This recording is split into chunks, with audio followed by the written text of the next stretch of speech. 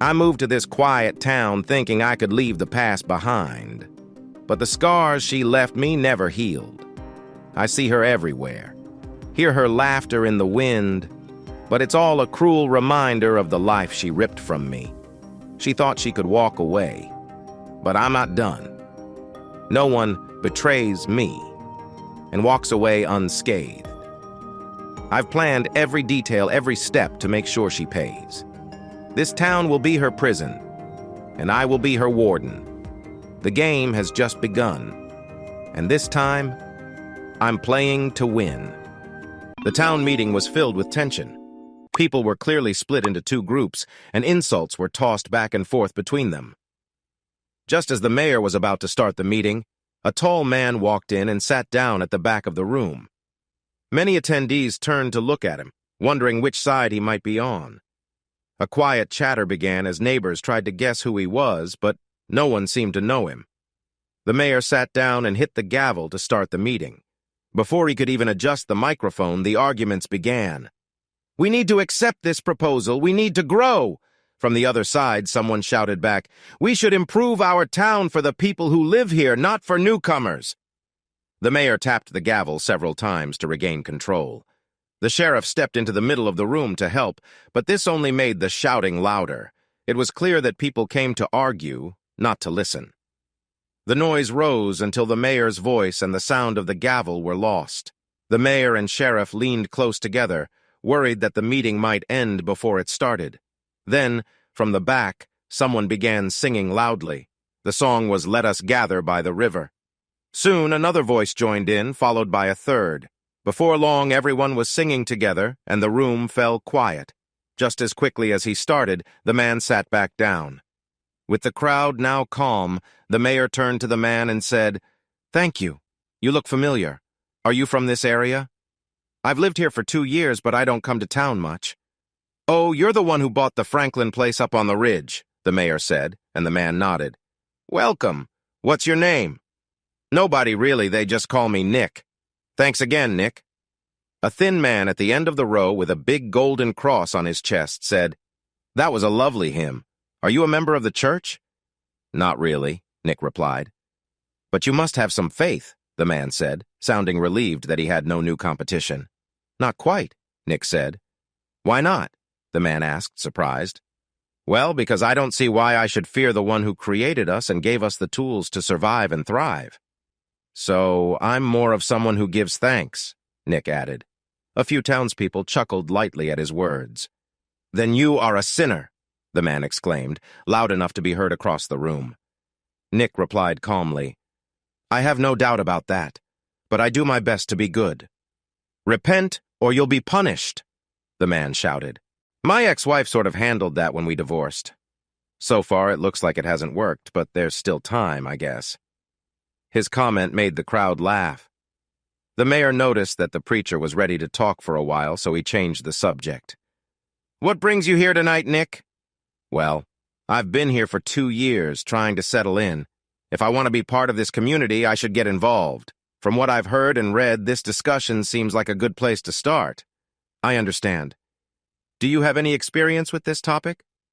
The mayor was trying to keep the focus without making anyone upset. "Kind of. I've been part of a few business expansions, and I grew up in small towns, so yes, I have some experience." "Can I ask what your thoughts are on this?" "You can ask, but you might not enjoy my answer. Many don't. In the last 5 times I've gotten involved, my side lost. By now, the audience was more focused on the newcomer." "Well, that doesn't sound very hopeful. Can you explain a little more?" "Sure. The truth is, a town needs jobs and new businesses to be lively and grow. But to do that, the town has to be a place where people want to live and work. If they don't feel welcomed or safe, they'll look for jobs elsewhere or commute from different places. So both sides are right. They must work together, or they'll waste money and effort without good results. That's what I really believe, but it doesn't fit with either side. In my other projects, I faced problems. The mayor saw a chance to understand better and prompted, "Please continue." In my first expansion, the city offered many incentives like land and tax breaks. We moved a facility there that made one of our products. The process was loud and the locals complained, which made the workers uncomfortable. Many of those workers left before they even got settled, and local people didn't want to apply for jobs. It only lasted 2 years before it closed down. The townspeople were relieved, but the town had spent a lot of their budget without any results. I had told both sides at the start that we needed to work with the local people instead of ignoring their issues. Sadly, I lost my position because of it. I understand. So you're saying that the locals' views matter? Not completely. Both sides have very good points, but the all-or-nothing thinking needs to go. People need to talk with each other, not at each other, or nothing good will happen. That's what I believe. This county hasn't really grown in 25 years. I think there are about 30 more people here than there were in 1990. The average income here is about 12% lower than in the nearby growing counties, but it's similar to other towns of this size. Simply put, if nothing changes, nothing will improve. When I visit the town, I notice there aren't many shops or restaurants. I can get a pizza, but not any pasta. I can have chicken fried steak, but there's no grilled fish. As I drive around, I think that a fresh coat of paint could brighten up the town and make it more welcoming. Planting a few flowers around the courthouse and the square would also help. What I'm saying is that to grow, the town needs to be a place where people want to visit. But we have tight budgets, one of the councilmen said. Everyone faces budget limits. People, businesses, and governments alike. There are many ways to improve this town that don't cost money. They just need effort and a positive outlook. If you're only looking for free ways to grow, you might need to think outside the box to attract visitors. I doubt that's the right approach, but without care, something concerning could happen. The preacher looked unhappy, and some of the other councilmen shifted nervously. There were quiet murmurs from both sides, but nothing too loud. His last comment hit hard, but it also revealed a truth they couldn't deny. Nick took a look around and felt it was time to go. He slipped out quietly through the door, and few noticed he was leaving. He didn't see that a woman had also quietly left through a side door. As he reached his truck, she said softly, "That was quite a first impression you made on the locals." "I didn't plan for that, I promise." "Are you always that straightforward?" He smiled. "You must be either a lawyer trying to catch me or a friend of one of my ex-wives who found me." She laughed. "Neither. If you stay here long enough, you'll see I'm often called the local troublemaker." Troublemakers usually don't go to town meetings, so you must challenge the usual way of doing things and make people think twice. I like to think I help people see themselves clearly. Oh, you must be a reporter or a writer or something like that. Let's just say or something. Want to grab a coffee, or do you need a moment to breathe? Actually, if there's a place open, I'd like coffee and something to eat. I kind of missed lunch because I was driving. Then follow me. As you've noticed, not much is open here after hours, but there's a place about 10 miles away that stays open. Not many locals go there. Sounds like my kind of place. Lead the way. He followed her, though it was a bit tricky. She drove fast, but safely. His biggest worry at this time of year was the deer crossing the roads at night. Accidents happened at least once a week, and some were quite serious. She finally drove into the parking lot of a small diner along the old highway to the big city and stopped. He parked next to her. As they walked to the door, she asked, "What are you hungry for?" "Breakfast." "Oh, great, you think like me. How do you like your eggs?" "Scrambled with bell pepper, onions, and tomato if possible." They stepped inside, and the waitress greeted them warmly. The woman ordered right away, saying, "Coffee and 2 big ones. Make them messy and colorful." "Got it. There's an empty corner booth if you want it." "We do." She led him to a booth in the far corner, away from the other tables. "I like this spot. It's quieter. Works for me." As they sat down, she continued, "Now, about that idea you mentioned in the meeting about the town and a company. Before we dive into that, what's your name?" "Ah, are you in a hurry? What name would you like me to have?" She had a playful look in her eye. He smiled back and said, "Any name you choose, just not my ex-wife's name." "Her again. All right, how about Nisi? Does that work for you?" "That's perfect. What's the last name?" "Let's keep it just Nisi. You set the rules." "Okay, Nisi me rules is fine. I didn't use the words a relationship between a town and a company. But that's one way to think about it. That's what I want you to explain. It's pretty simple. Imagine you have a working-class town and you invite a research group to move in. Sounds nice, but how well will the researchers fit in with the local people? Probably not very well. The same goes the other way. If a factory opens in a middle-class neighborhood, it could upset a lot of people. So we should look for companies that fit the town's culture? That's one way to see it, but it can also be the more costly and competitive way. All right, smart one. If we don't chase after our potential partners, how do we find our perfect match? Nick looked at her and noticed she was really listening. He took a moment to think about his answer. Then he said simply, "Grow your own." Okay, now I'm lost. How do you do that? Answer some questions. Why does a company want to move or set up a new place? They are growing. They need more space. They have a new product that doesn't fit their current building, or their current location has become too expensive to run profitably. How many answers do you need? Any or none of those. What do these situations have in common?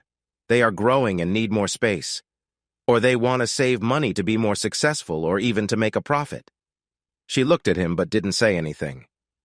This community wants to bring in about 100 jobs, probably over the next 10 years. I've heard they are ready to spend up to $100,000 to attract those jobs during that time, right? Well, they hope to see more than 100 jobs in 10 years. What are you getting at? I don't understand. Instead of putting all your efforts into one business, why not find 10 small businesses with 4 or 5 workers each and help them grow? Good chances are coming. Think about that while we eat. I might get annoyed with you before I finish. You don't want to be rude to someone you find interesting, do you?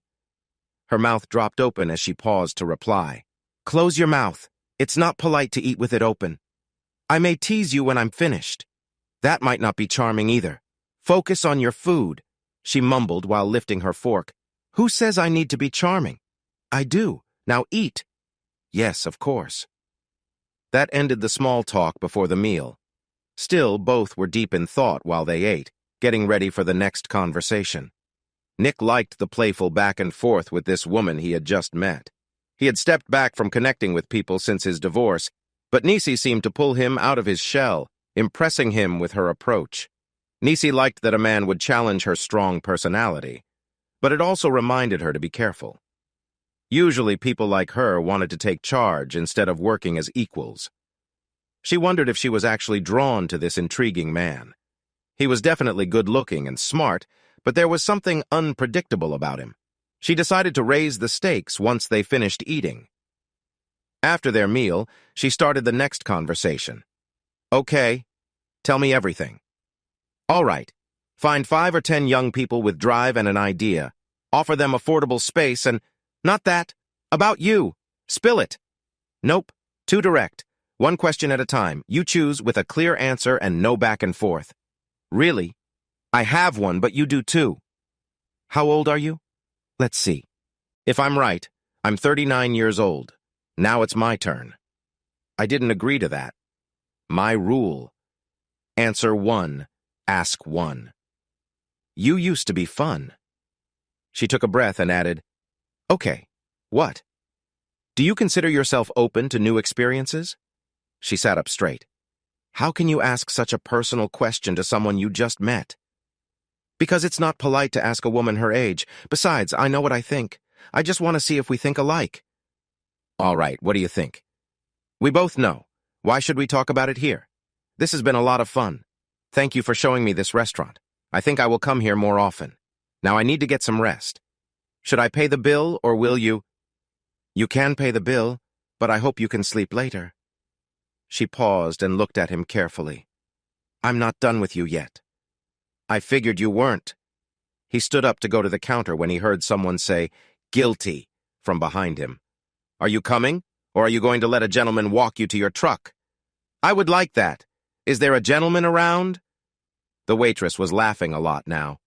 Nessa, you two make a great pair. He's a good catch. Nessa turned red and started to stammer. Nick smiled at the waitress and said, Nessa, right? She started this relationship by not telling me the whole truth. Should I end it? Oh no, you are the best thing that has happened to her in a long time. Okay then, what is her last name? She won't tell me. Nessa took his arm and looked at the waitress. Only one answer a day, and you have had yours. Leave her a nice tip, and Wanda, don't encourage him. He's being silly. If that is what you want, Mrs. Blankenship, I can't get any respect anywhere. Come on, Mrs. Blankenship. Time for you to go home and rest, too. If you call me Blankenship again, I will really be upset. That was my married name a long time ago. Ah, the secret is slowly coming out. Please drive safely home. I don't like the idea of you having an accident. I thought that might make you happy. Not at all. I would feel bad visiting a memorial, and I prefer being with real people.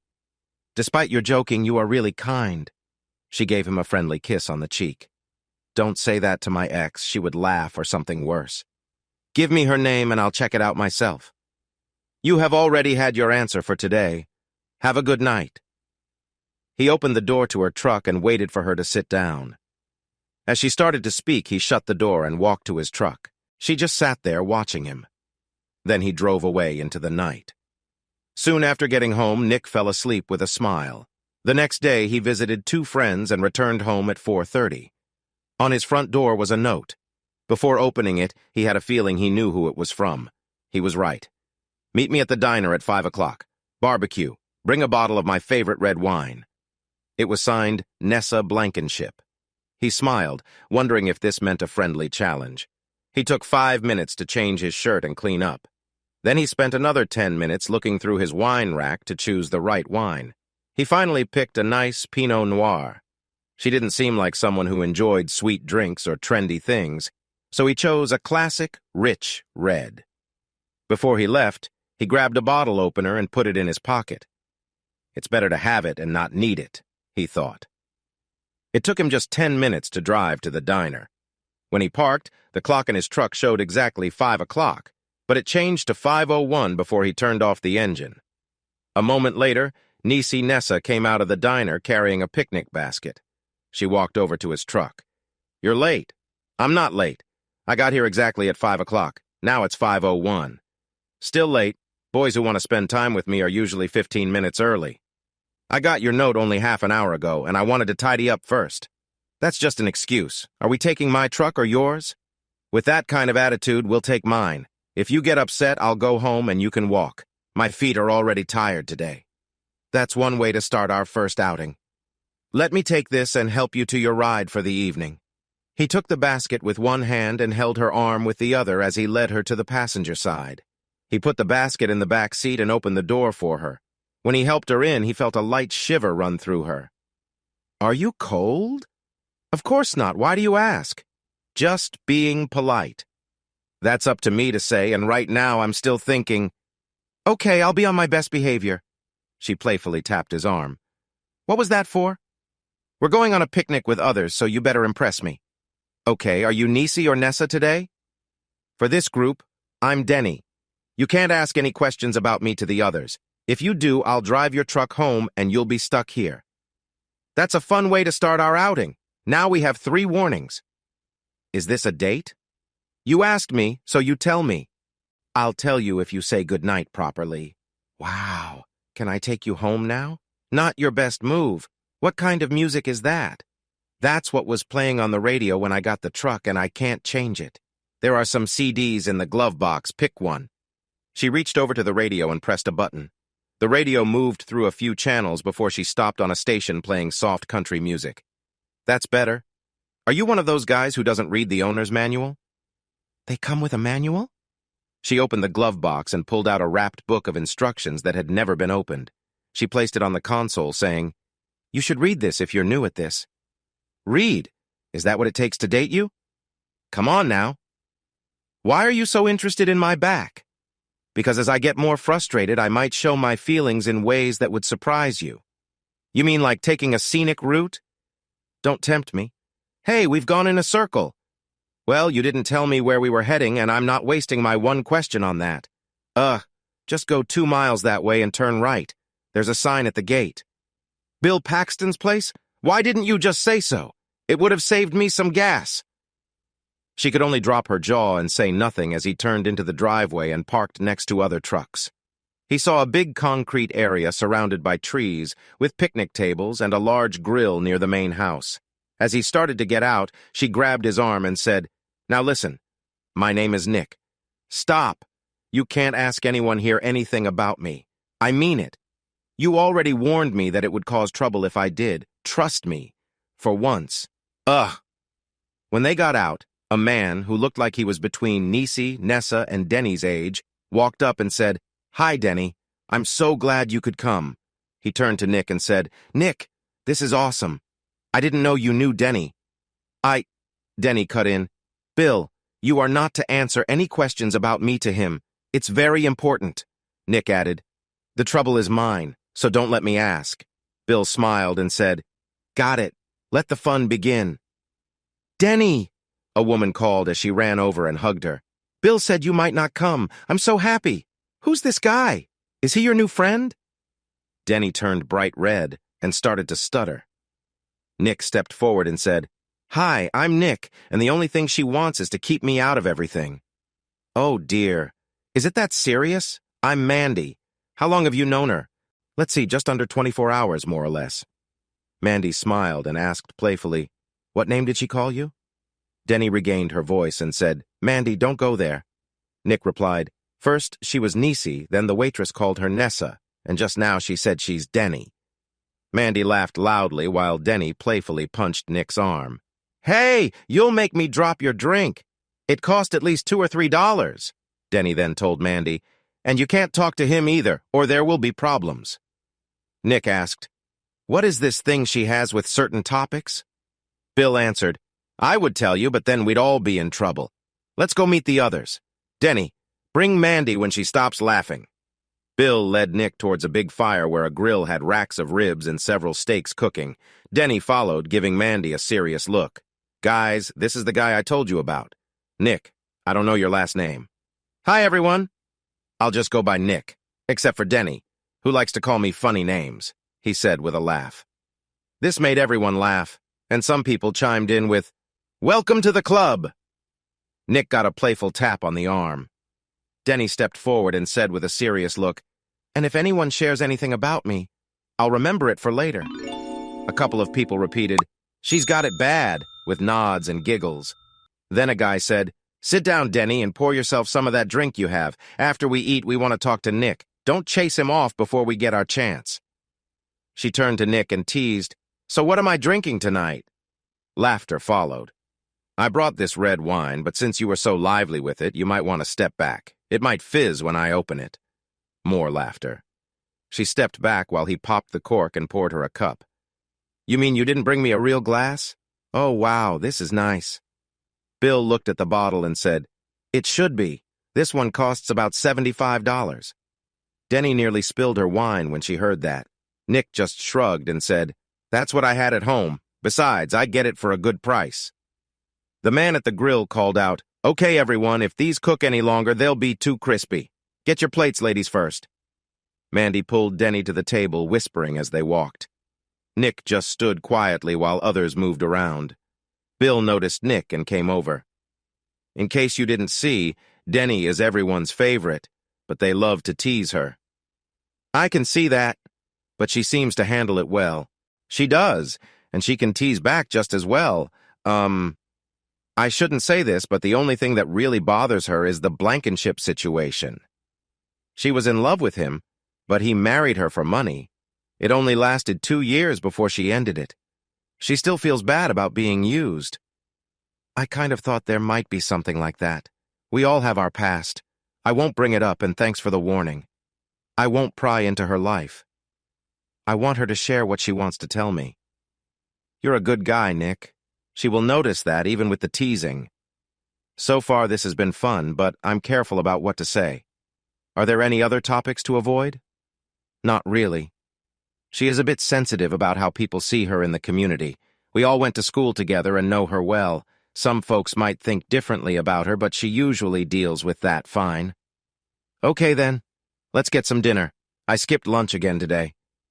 They filled their plates and joined Denny and Mandy at one of the picnic tables. Denny immediately gave Bill a look, and when he shook his head, she turned to Nick. "So, what stories did Bill tell you about me?" "I know he did." "Well, he did say you're really just 18 and a natural redhead, but that's all he would tell me, even when I offered him money. Now I know you're making things up. Bill would sell Mandy for $20 and me for $5. "He said you cost 10! Nick shot back, looking upset. Bill jumped in, saying, I meant 10 if you bought 3 heads of cattle or more. The market is a bit tough right now. Mandy playfully swatted her husband, leaving some barbecue sauce on his shirt. Can I get a discount for 3, but not Denny? Nope, it's a package deal. All right, I'll buy, but I want a written promise that I can return them if they don't work out. Only for the cattle. I wasn't concerned about the cattle. Nick earned himself some barbecue sauce on his shirt, too. As dinner was coming to an end, Nick filled Denny's glass with more wine. At that moment, 3 other men joined them at the table. Nick, I'm Tom Jenkins. Bill mentioned that sprayer nozzle you talked about. Could you explain it to us? We all have similar issues. Sure, happy to help. All sprayers work in a similar way. A pump pushes the material through a hose at a certain pressure. There's a nozzle at the end with a small hole. That's where the pressure builds up and creates the spray pattern. It's also sized for the job it's meant to do. Over time, the harsh chemicals can wear that hole, changing its shape. Some of the chemicals also stick, making the edges rough. This can cause the spray pattern to come out unevenly. If it's not too bad, you can use a drill bit to clean it up a bit, which helps. Most nozzles are made of steel, so they won't last a long time anyway. The best way is to get a piece of stainless steel and drill it yourself. That can improve how it works, but over time, it might still get a bit rough. When that happens, drill it out a little bigger and increase the pump pressure by about 5 or 10 psi. That will balance things out and keep the spray fairly consistent. Tom Jenkins looked at the others, and they nodded in understanding. That sounds so simple. And it really works? When you look closely at most machines, the ideas behind them are pretty straightforward. But each company makes theirs just different enough to make customers think theirs is the best. Over time, people forget the details and just come back to buy more parts that cost a lot. It's like the old days with cameras. They sold you the camera, but made a fortune selling film and developing it. One of the others chuckled and said, kind of like computer printers. They sell the printer cheap, but keep charging for the ink cartridges. Nick smiled, saying, you got it. Denny listened quietly, but also noticed how easily Nick interacted with the others. This was clearly more than just an act. It was part of who he was. But it also brought up many questions about his past. One of the others asked, won't the makers get mad if you mess with their products? Nick frowned a bit before answering. Some might. They think they own the laws of physics and mechanics. They promise their new items will last just enough to please customers, but they know how long each part will really last. They are happy to sell you replacements when things break. They actually like it when people start changing things because then they can avoid taking any blame. The tricky part for users is knowing what you can change and what you should leave alone. Changing the nozzle is usually safe, but switching to a stronger pump can cause issues. Several people nodded, recalling their own experiences with fixing things. Nick wrapped up by saying, as long as you stick to simple changes that don't change how the item works, you should be fine. Thanks. I've got a sprayer that isn't working, and the company went out of business. I either need to buy a new one or fix this one somehow. Try this method. If it doesn't help, let me know and I'll take a look for you. The men got up and returned to their conversations, while Nick turned back to Denny, Bill, and Mandy. Mandy asked, you seem to really know your stuff. Is this your job? Denny listened closely, curious about his answer. In a way. I studied mechanical engineering but got very interested in hydraulics. There's something cool about moving liquids to do work for you. So yes, that is part of my background, or at least it used to be. Now I do many different things. Bill stood up and said, it's time to move on to other activities. I'll turn on the music. Mandy smiled and nudged Denny, who looked at Nick and asked, are you going to dance with me or chicken out? Are those steel-toed shoes or just for show? He gave her a playful poke in response. Mandy, did she try out for a wrestling or football team? She seems good at it. No, she knows it's a way to catch the eye of someone she likes. Mandy, come on, let's dance and stop bothering Mandy. We know you're interested in me. Let's focus on that for a bit. What do you mean? You know you're interested in me, too. How can you say? As they entered the dancing area, he spun her around and then pulled her close. She was surprised by the spin, but even more so when he brought her in near, especially since the song was so upbeat. Once she calmed down, she said, About your interest in me, you wouldn't be dancing with me like this if you weren't. Part of getting to know each other is seeing how well we connect. And you seem like a good fit. She playfully tapped his shoulder and said, You should know that many people admire this kind of confidence. They may never get to be so close to it. Consider yourself lucky. Very few get to share this time with me, too. You seem like a good fit. Leaning in closer, she spoke softly. I think you'll be surprised by the end of the night. He playfully teased her by nibbling her ear and then asked, How excited are you to enjoy tonight fully? In a fun tone, she whispered back, If you try to make any bold moves, you'll never see me again. I promise not to cross any lines, but who knows how the night will go. He then jokingly brushed his lips near her ear, making her shiver a bit. That's not happening. We'll see about that. The song changed to a slower rhythm, and he smoothly guided her around the dance floor as if they had been dancing together for ages. 2 hours later, they had finished the wine, chatted with different couples, enjoyed dessert, and danced many times. As people started to say their goodbyes, they went to Bill and Mandy to thank them. Mandy hugged Nick and whispered, Treat her well, and you'll have a wonderful person with you. Treat her poorly, and I'll be watching. He hugged her back and replied, No need to worry. I have no plans to treat her badly. Right now I'm just focused on being nice for both our sakes. Good choice. Thanks for taking her out. She doesn't go out much. She often takes on too much. If she wants, we'll hang out more often. Denny overheard them and asked, What plan are you two talking about? Nick said, Nothing much. She just said she'd help me find someone nice when you decide to move on. This got him a few playful nudges from both women until Bill laughed and took Mandy away. Nick took Denny's arm to lead her to the truck, saying, Calm down. Mandy did mention that she's more daring than you. Then maybe you should be with her instead of me. I like having some excitement in my life. Ha! We'll see about that. I'm sure we will. They drove quietly until they were halfway back to her car. Then she took his hand and said softly, I have no plans to end things with you. She paused. Actually, I'm more worried about you wanting to end things. He thought for a moment before finding the right words. We just met and are still getting to know each other. So far, I don't see any reason to think about that. I really hope we can keep exploring this connection for a long time, she said. She squeezed his hand and smiled. I'd like that. Me too, he replied as he parked next to her truck. He got out and helped her out. They both stood between the two vehicles, shifting their feet awkwardly. Finally, Nick asked, So, do you think I've been good enough tonight to get a nice smile to end the day?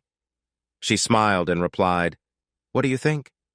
I think I want to enjoy this moment.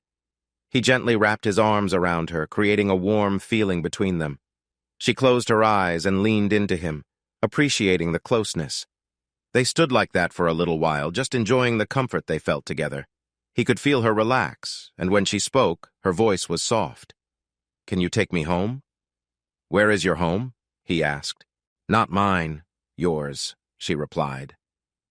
He opened the door of his truck and helped her inside. As he started the engine, she leaned over and rested her head on his shoulder while holding his hand. He drove home slowly, enjoying the peaceful moment, but when he parked in front of his house, he noticed she had fallen asleep. He carefully lifted her out of the truck and carried her inside. He laid her on his bed, took off her shoes, and covered her with a warm blanket. Then, he went to the living room and lay back in his chair, thinking about the evening. Soon he drifted off to sleep, too. He woke up slowly when a hand gently touched his cheek. Why are you sleeping out here? She asked. Because you were in the bed. 2 bedrooms, but only 1 bed. You could have joined me, she said. Yes, but I'm not sure we are both ready for that yet. Soon, I hope, but just not yet. You might be right, but still. But still, we're in the same place and woke up together. Now we can figure out who will make breakfast or if we are going out. There will be no debate. Either you make it or I will get breakfast. I'm not good in the kitchen, she said. Okay, I'll have breakfast ready in about 20 minutes, he replied. Really? Would I lie to you? Only if you are fully awake. She smiled at him. Then she added, I want to share another moment like we did last night. Your wish is my order. Before or after breakfast? Tonight. She smiled wider. That will make it even better. Better for you or for me? He asked. We will see when we get there, she said playfully. Can I look around your place while you make breakfast? He asked. Of course. Make yourself at home. The full tour takes about 5 to 8 minutes. I'll have your coffee ready when you come back. Great. I'll start with the bathroom, he said with a grin. He nodded as he put the bacon in the oven and continued making breakfast. When she came back, she said, Cute room. Is that for your friends?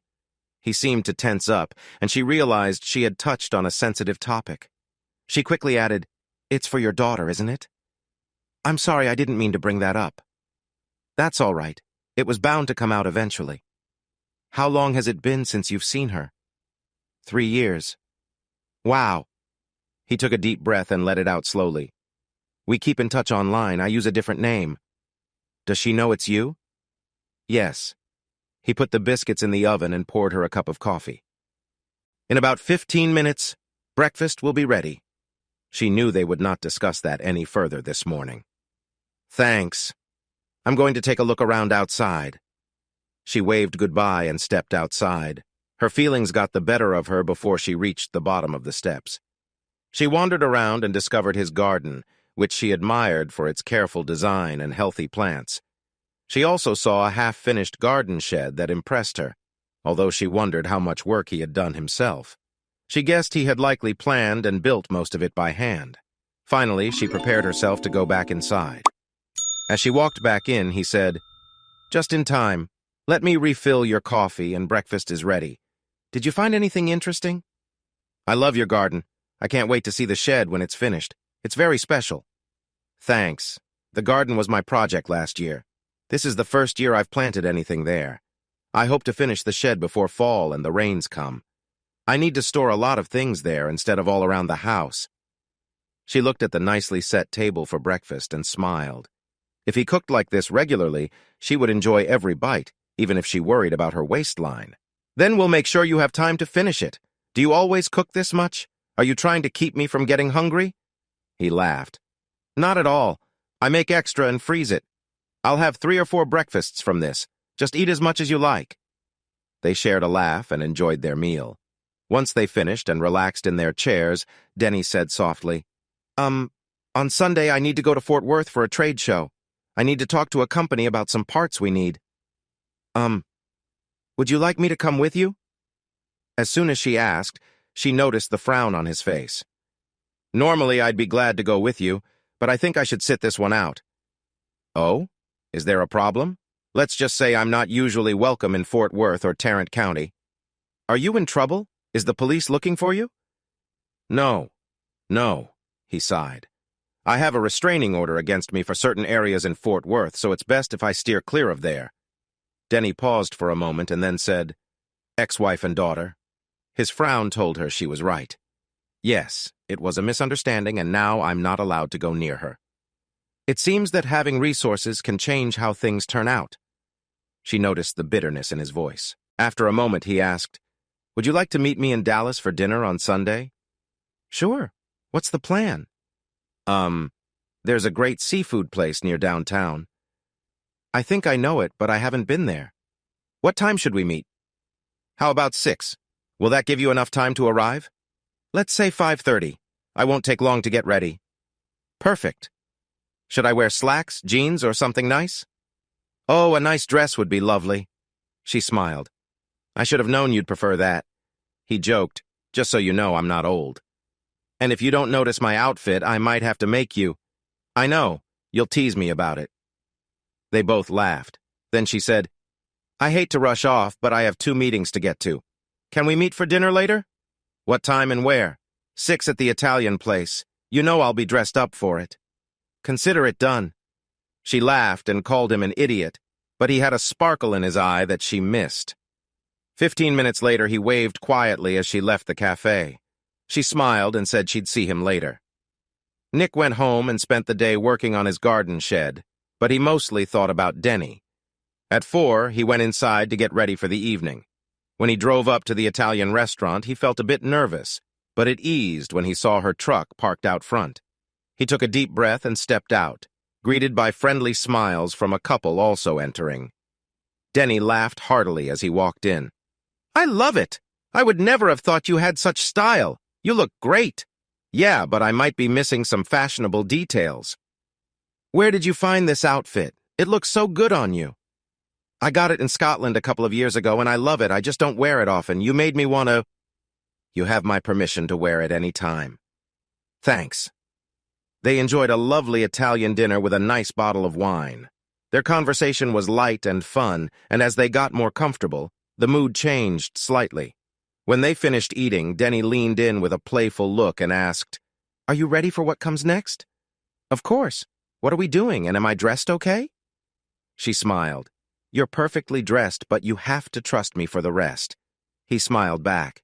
"I think I'm in for some fun. Would I put you in a tough spot?" He thought for a moment. "Well, maybe just a little, but it should be fine. Let's go." Feeling a bit uncertain about what was ahead, Nick stood up and walked with Denny to the parking lot. He asked, "Should we take one truck or two tonight?" "Just park yours in the lot next door. It will be safe there. I'm driving tonight." "Now I know I'm in for something surprising with a great friend." "Do you want to run away?" she teased. "Not right now, but we have the whole evening ahead." "Just move your truck over. Tonight, you're with me." He parked his truck and climbed into the passenger seat of her vehicle. "I trust you completely." "All right, but buckle up. We have about an hour to drive. You can pick the music for tonight." Where's the owner's manual? I was told I can't use fancy things without reading it first." "That's a good joke." "You called?" He decided to listen to the music already playing, which turned out to be light classical music. He enjoyed it a lot. As they chatted and joked as usual, she didn't say anything about where they were going or what they would do. So he was very surprised when she pulled into the parking lot of the high school in the nearby county. "Come on, it's time to get to work." "Work? Do you really expect me to go out there looking like this?" "Yes, that sounds about right. This could have big consequences." "I can't wait. Get out and escort your partner like the nice guy you are." "Who are you talking about?" "Very funny." He held her arm as they walked through the front door and into the auditorium, where an older man greeted them warmly. "Denny, thank you for coming on such short notice. You must be Nick. I'm Tom Phillips, the principal here. Denny said you are really qualified to help us tonight. One of our judges had to back out, and we really appreciate your help. By the way, if I had known you liked to wear a kilt, I would have worn mine too. Come in and get comfortable. We'll start judging in about 30 minutes. Then he hurried away. Nick looked at Denny, who was smiling widely. "Okay, Miss Wonderful, what exactly have you signed me up for tonight?" "I didn't make you do anything. You chose to come because you're curious about this event. After this, my curiosity might turn into a need to tell you exactly what I think. Not tonight. Maybe another time. It's simple. This is a competition for robotic students from 4 counties. 5 schools are involved, and each school has 1 to 4 teams. Smaller schools have 1 or 2 teams, while larger schools have teams from each grade. Your job is to judge their ideas and creativity and then score them from 1 to 5. And what will you be doing while I do this? I'm sort of the sponsor for this event. I get to stick around and take notes on what you and the other judges say and the scores you give. Then I get to hand out the trophies to the winners." Nick was thinking about this. Even though he didn't want to show it, he felt a spark of excitement about the evening. So, what problem did they need to solve? They each have a 1-pound block placed 3 feet away from a table. They have to move the block to the table and put it on top using 3 different machines. They can't use an outside power source or direct help from a person. They can wind up a winch or something like that, but that's it. The winch and the other machines need to do the job by themselves. There are engineering students with advanced degrees who might struggle with that. This will be interesting. Tom Phillips returned and said, "Each team is in a different room down the hall. Feel free to take a look around and get used to what's going on. And thanks again, Nick. It's not easy to find someone with your knowledge on such short notice." "All right, Miss Planner. Show me the way and let me see what I will be doing." Denny smiled, happy to see his interest growing. She felt proud that she had sparked his curiosity. She led him down the hall to explore. Each team was busy testing and adjusting their machines. Nick quickly noticed how the projects varied in complexity and creativity. Some were really unique, while others were straightforward and practical. All of them showed that these students were on the right path to successful careers. 3 hours later, Nick and the other two judges met to agree on the results, which they gave to Denny. Some projects worked well, but many had small or big problems along the way. Still, Nick was very impressed with everything he saw and felt proud to be part of the evening. In the auditorium, students and their parents waited eagerly for the results. The judges sat on the stage next to the trophies. Denny stood up and went to the microphone. "Hello, everyone. I think I can say this has been our best competition so far. This is the 5th year of this event, and I couldn't be prouder of the outcome. Before we share the results, I want to introduce the judges and let them say a few words. Mike Jenkins from the university, what do you think of tonight?" The other man stood and walked to the microphone. "I am really impressed.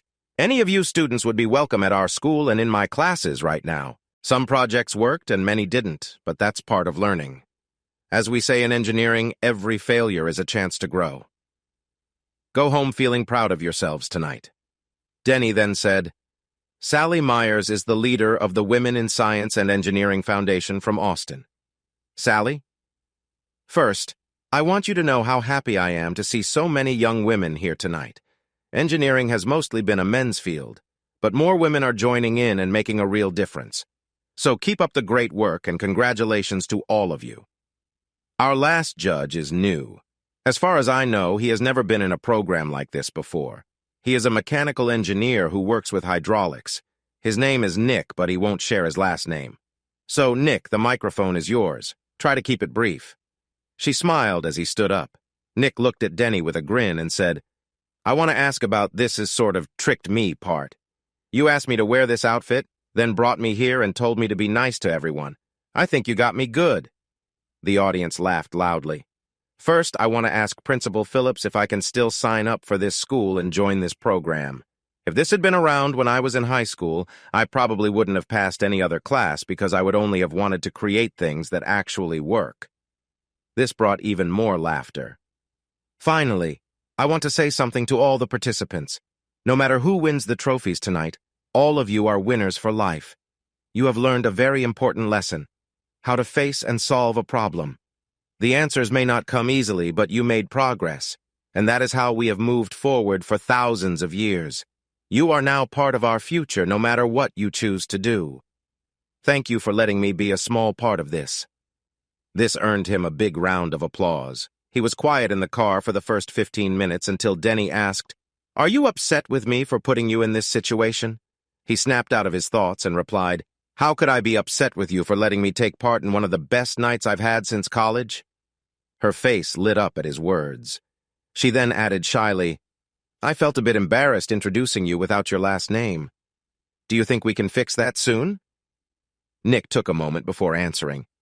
"This has been fun, but you're right. There are a few things I need to figure out.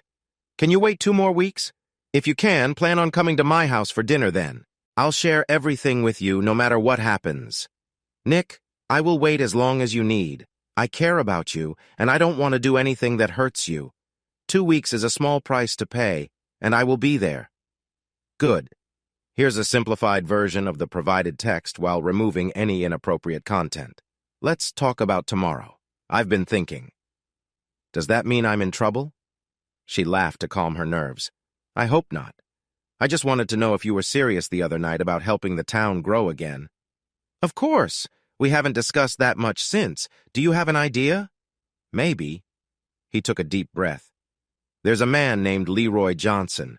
I think he'll have a booth at the show you're going to. He used to fix farm equipment at a company where I worked and was really good at it. He left to start his own shop for farming tools. I hear he's doing okay, but he needs a bigger space. We talked about how a town and its businesses can work together, and he would be a great fit for this town since it's mainly about farming. If you can find a place that works for him, he could really help. If you're interested, check him out at the show. You don't need to mention me, he doesn't know me. I feel there's more to it, but I'll trust you and we'll definitely see him. They drove on for 10 more minutes until Nick said, Is this the way back? It looks different. That's because we're going to my house. Last night I stayed at yours. Tonight, you're staying with me. We'll get your truck and have breakfast in the morning. Are you sure this is okay? I'm sure it's a great idea. I have 4 bedrooms, but we'll probably just use one. I promise I won't take advantage of you.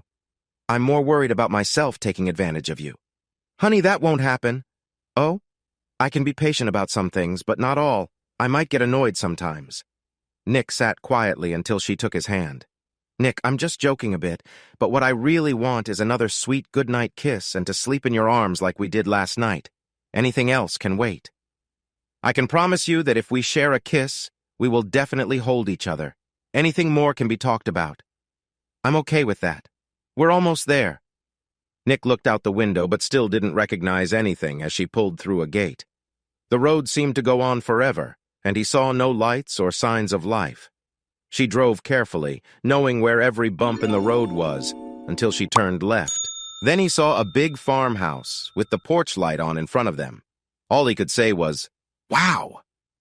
Denny said seriously, "My great-grandparents started this farm and built the first log cabin here. This place has been home to 5 generations, and each one has made it bigger or better. I hope you like it. This is the only place I've ever called home, except for my college dorm. It's beautiful. I hope I get to see the rest of the place someday. You will, but not tomorrow. We need to grab your truck and have breakfast before I head to Fort Worth. I already picked out the dress I'll wear tomorrow night. I can change at my brother's house." "He lives in Fort Worth?" he asked, a bit worried. "Actually, he lives in Dallas, but has a place in Fort Worth, too. It's for sale, but the housing market is slow right now. I'll change at his house in Dallas." "That's interesting," he replied, sounding relieved. "Here we are." At that moment, they both felt a little quiet. The weight of the night hung in the air. As she opened the door, she suggested, "How about a glass of wine first?" "That sounds like a great idea." She took him to a cozy room beside the living room, where she poured 2 glasses of wine. They sat close together on a small couch, unsure of what to say next.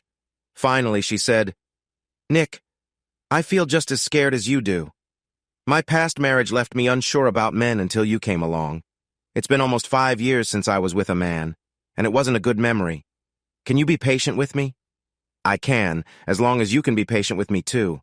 My divorce was final 3 years ago, but I hadn't been with a woman for a couple of years before that because things were tough. I want to be with you, but I'm also afraid. I never made my ex-wife happy, and I'm not sure if I can make someone like you happy." She looked at him for a moment and then said, "That settles it. Whenever we choose to be together, it will be because we truly want to, without any old problems weighing us down. It won't be tonight, but until then, we'll try to leave our pasts behind. How does that sound?" His reply was a soft kiss. She felt a flutter as their lips touched. Then she said, "Put your wine down. Whether you're ready or not, it's time for more kisses. Soon, those unsure moments will be behind us." She led him down the hall to the bedroom. "Keep your clothes on, but get comfortable in bed. I'm going to change into something softer." She picked up her nightgown and walked to the bathroom, looking back and adding, "And hurry! I can't wait to keep going." Nick smiled and shook his head as he settled under the sheets. Everything in the room reminded him of Denny. A moment later, the bathroom door opened, and she walked back in wearing a beautiful nightgown with a pretty design. She slid under the covers and turned to face him. He turned to face her, too. Shyly, she said, "Last night when you kissed me goodnight, you really changed how I feel. I noticed that, and just so you know, I felt the same way a few times last night." She smiled. "I saw that. Be careful, though. If you keep this up tonight, you might not want me to leave." "Who says I want you to go?" "Then let's have some fun." After that, they didn't say much for 3 hours, but they made plenty of happy sounds as they spent time together. They felt a strong bond and a joy that they didn't expect. Eventually, they fell asleep, wrapped up in each other, resting soundly until late the next morning. He woke up to her gentle presence. "Good morning," he said. "I've never had a better morning, but we should get going. You really know how to spoil a nice moment." "Not really. We're going to have another lovely one tonight. My place or yours? You decide. Yours. I want another great breakfast in the morning, and now I have an idea of what to bring." She smiled and added, The bathroom is yours while I make the coffee. Then I need to get ready for the day. You don't need to do anything special for that. You're a liar, but I like it anyway." With those sweet words hanging in the air, they both blushed. She went to the kitchen while he headed to the bathroom. 20 minutes later, they switched places. He found enough food in the fridge to fix French toast with some fruit. When she came out, dressed for the day, breakfast was ready for her. "I thought I'd take you out for breakfast today," she said, gently touching his cheek. "Your kitchen looked too inviting. I had to use it." He touched her cheek in return. "You're spoiling me." "Okay, I'll take that. Now eat up." After breakfast and cleaning the dishes, they climbed into her truck and confirmed their plans for the evening. Nick wouldn't share what he had planned for after dinner, which made her try various cute ways to get it out of him. Even though he should have guessed, he noticed she was taking a big suitcase and a hanging bag for the day. She stayed quiet about why. After a quick but sweet goodbye in public, they parted ways feeling happy and relaxed. Nick returned home to enjoy a nice day working on his garden shed, while Denny headed west towards Fort Worth, where her day became more exciting than she thought. At the farm show, she easily found the booth of Peterson Equipment Company. As she expected, a few salespeople greeted her with enthusiasm, ready to offer her good deals on new equipment. However, they were less helpful when it came to solving the parts issues she needed to talk about. They introduced her to a strong-willed woman who was the president of the company. After Denny explained her needs, the woman quickly brushed off her concerns, saying they had just reorganized. She told Denny to be patient, promising that the issues would be solved within a month or two. Denny left the booth feeling unsatisfied and eager to reach out to other companies for a solution. This led Denny to the back row of booths, which had smaller, simpler displays, including one called Leroy Johnson Ag Services that Nick had mentioned. The only person there was Leroy Johnson himself. He greeted her kindly and listened to her story. After she shared her worries, he said, "I can see why you are upset. You are in the middle of a tricky change with them. There is not much you can do but wait and see what happens or look for other choices." "I might consider waiting if I had that luxury, but we really need some important equipment now," Denny replied. "Let's start with you. What can you do to help fix these issues?" He smiled and replied evenly, "I can repair your equipment and improve it, but I won't be using factory parts because I can't get those. I can fix some things, but for others, I'll need to make or find parts from different suppliers. This isn't a problem unless you have a warranty or maintenance deal with Peterson. If that's the case, they'll cancel their agreement the moment I touch the equipment." Denny studied him and felt he was a straightforward person. "All right, let's be honest here. I hear that there are problems with Peterson that could affect long-time customers." Leroy smiled and said, "Why don't we sit and talk somewhere more private?" She returned his smile and chose one of the two chairs in the booth while he took the other. Peterson was started by an older man who built a good company. As he aged, things started to slow down. I began there as a repair technician and moved up to service manager. For a time, there were some changes. Then his daughter married a young man, and Peterson let him take charge. He knew some technical things, but wasn't familiar with our products. He didn't run the company directly, but guided it. He came to me and asked about our parts and service. He listened more than he talked. Then he wanted to know what we needed to do well. I was thinking about leaving, so I shared my thoughts with him. We discussed it, and he handled the numbers well. When we finished, he just said, "Do it." He did this with all the product managers, too, which really motivated everyone. "What was this person's name?" Denny asked. "I wonder if I met him once," she said. "You might have," he replied, "but he mostly let us handle the customers. His name was Drake Nicholson. He trusted us, and we helped the company grow from a good equipment maker to a top player in our field. We did well for about 12 years. "What changed?" she asked. "I can't say for sure. There were many rumors. His wife didn't care about the company much. She went to Europe once, and a week later, Drake came in and said he was leaving. When she got back, she was made president of the company, but no one discussed his leaving. I heard they might have divorced, but that's all I know. She was going to run things her way. After that, a lot of people left. I was there for about a year, but I left when she told me to raise our service prices and cut back on what we offered. I didn't agree with that, so I started my own business." "How's everything going for you now?" she asked. "I can't complain. Many of my former service customers came with me, so I'm busy. My only issue is the place I work is too small. I need to hire 2 more people, but I don't have room for them. I'm thinking about moving to be closer to my customers, but I can't find a place I like that I can afford. Rent is high for small businesses like mine." "By the way, have you heard from Drake since he left?" she asked. Leroy glanced at her carefully before responding. "I haven't seen him, and I don't know where he is. But he called me a couple of times to check on me. I don't share that with many people because he wants to be left alone. He did encourage me to keep doing what I'm good at, and that means a lot to me." "He sounds like someone worth looking out for," she said. He looked at her more closely and said, "The people who worked for him would do anything for him. His ex-wife has sent some people snooping around to find out where he is. None of us know, and even if we did, we wouldn't tell her. The guy across the aisle used to manage the sprayer line. He started his own business, and he's more protective of Drake than I am. She is trying to pressure him to shut down his business because it competes with hers.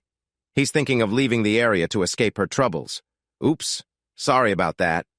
Denny chuckled and said, "No problem. I know those kinds of words too. This has been really helpful. Could you come down and check what we have and what we might need? My foreman says we need to get the equipment working right, or we'll have issues when winter hits. While you are here, I'd like to show you a place and see if it would be good for your business." "Where is it located and how big is the building?" "It's about 120 miles east of here. The building has 50,000 square feet and used to be a factory. The factory closed and the new company moved to a different location.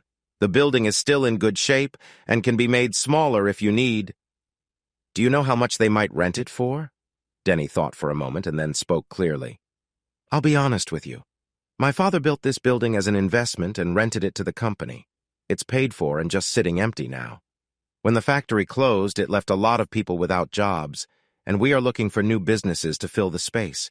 If you are interested, I can create a rental agreement that works for both of us." "That's really kind of you." "Wait a second." He stood up and waved to the man sitting nearby. "Crutch, come over here for a minute." The man walked over and asked, "What's going on, Leroy?" "Ma'am, this is Mitch Crutchfield, but we just call him Crutch. Crutch, this woman has a 50,000 square foot building about 120 miles east. She wants to find businesses to fill it. She is open to working on the rent and can split the space if needed. Are you interested?" Crutch looked at Denny and said, "If you are serious, I'd really like to see it. I need more room and want to move out of town." "I am serious, and I know you're looking for more space. I have plenty of room available, and there are many skilled people looking for jobs nearby." The 2 men exchanged glances and nodded. Then Crutch asked, "When can we check it out?" "You tell me the day and time, and I'll be ready." Leroy then asked, "Sorry, I didn't catch your name. Where is this building?" "I'm Denise Chambers, and here is my card. Call me when you want to visit. I'm ready." Leroy looked at her card and then exclaimed, "Are you part of the Chambers Ranch family?" She smiled proudly and replied, "Yes, my father started it, but my brother and I run it now since he passed away a few years ago." "Denise, I know the equipment you wanted me to look at. I've worked on them before. I can get them all working well for you. Crutch." "You don't have to tell me that. I sold several sprayers to your father. He was tough but always fair and honest. I enjoyed working with him." Denise felt happy hearing the respect these 2 men had for her father. "The building we are talking about is on the south side of town, just inside the city limits." Crutch said, "Leroy, I can already see that this would work for both of us. I visited that building a couple of times when the factory was still operating. They have the workshop I need on one side and their offices on the other. I don't think we could find a better place anywhere at any cost. I'm free on Thursday afternoon. How about you? I can make that work. Miss Chambers, if it's okay with you, I'll come by in the morning to speak with your foreman about the equipment, and then we can meet Crutch after lunch." Denise stood up and smiled. "I think we just made all 3 of us very happy today. I'm looking forward to Thursday. Call me if anything changes." They all shook hands, and Denise left, feeling happier than she had in a long time. Now, she looked forward to her evening with Nick. As she drove to her brother's house in Dallas, she thought about everything she learned that morning. Then she realized there were some coincidences that were too clear to ignore. By the time she parked at her brother's house, she had one big question in her mind. Could Nick be the same Drake Nicholson who seemed to connect with all that's happened? She wondered how she could find out without stepping on Nick's toes. Her brother was excited to hear about the possible lease of the building and offered to come on Thursday to talk about it. As the family lawyer, she let him handle all the details. She also mentioned the talks in town about bringing in new businesses and jobs, along with Nick's ideas about helping small businesses instead of chasing bigger ones. Her brother agreed that helping small startups could be better in the long run. They created a plan that would work for them and attract new businesses. Then Denise took a long bath and got ready for her evening with Nick. She arrived at the restaurant feeling bright and polished, ready for a nice evening out. She walked to the bar where Nick was already waiting for her. As she entered, her yellow floral dress caught everyone's eye. She felt happy as her tall, well-dressed friend stood up to greet her with a big smile.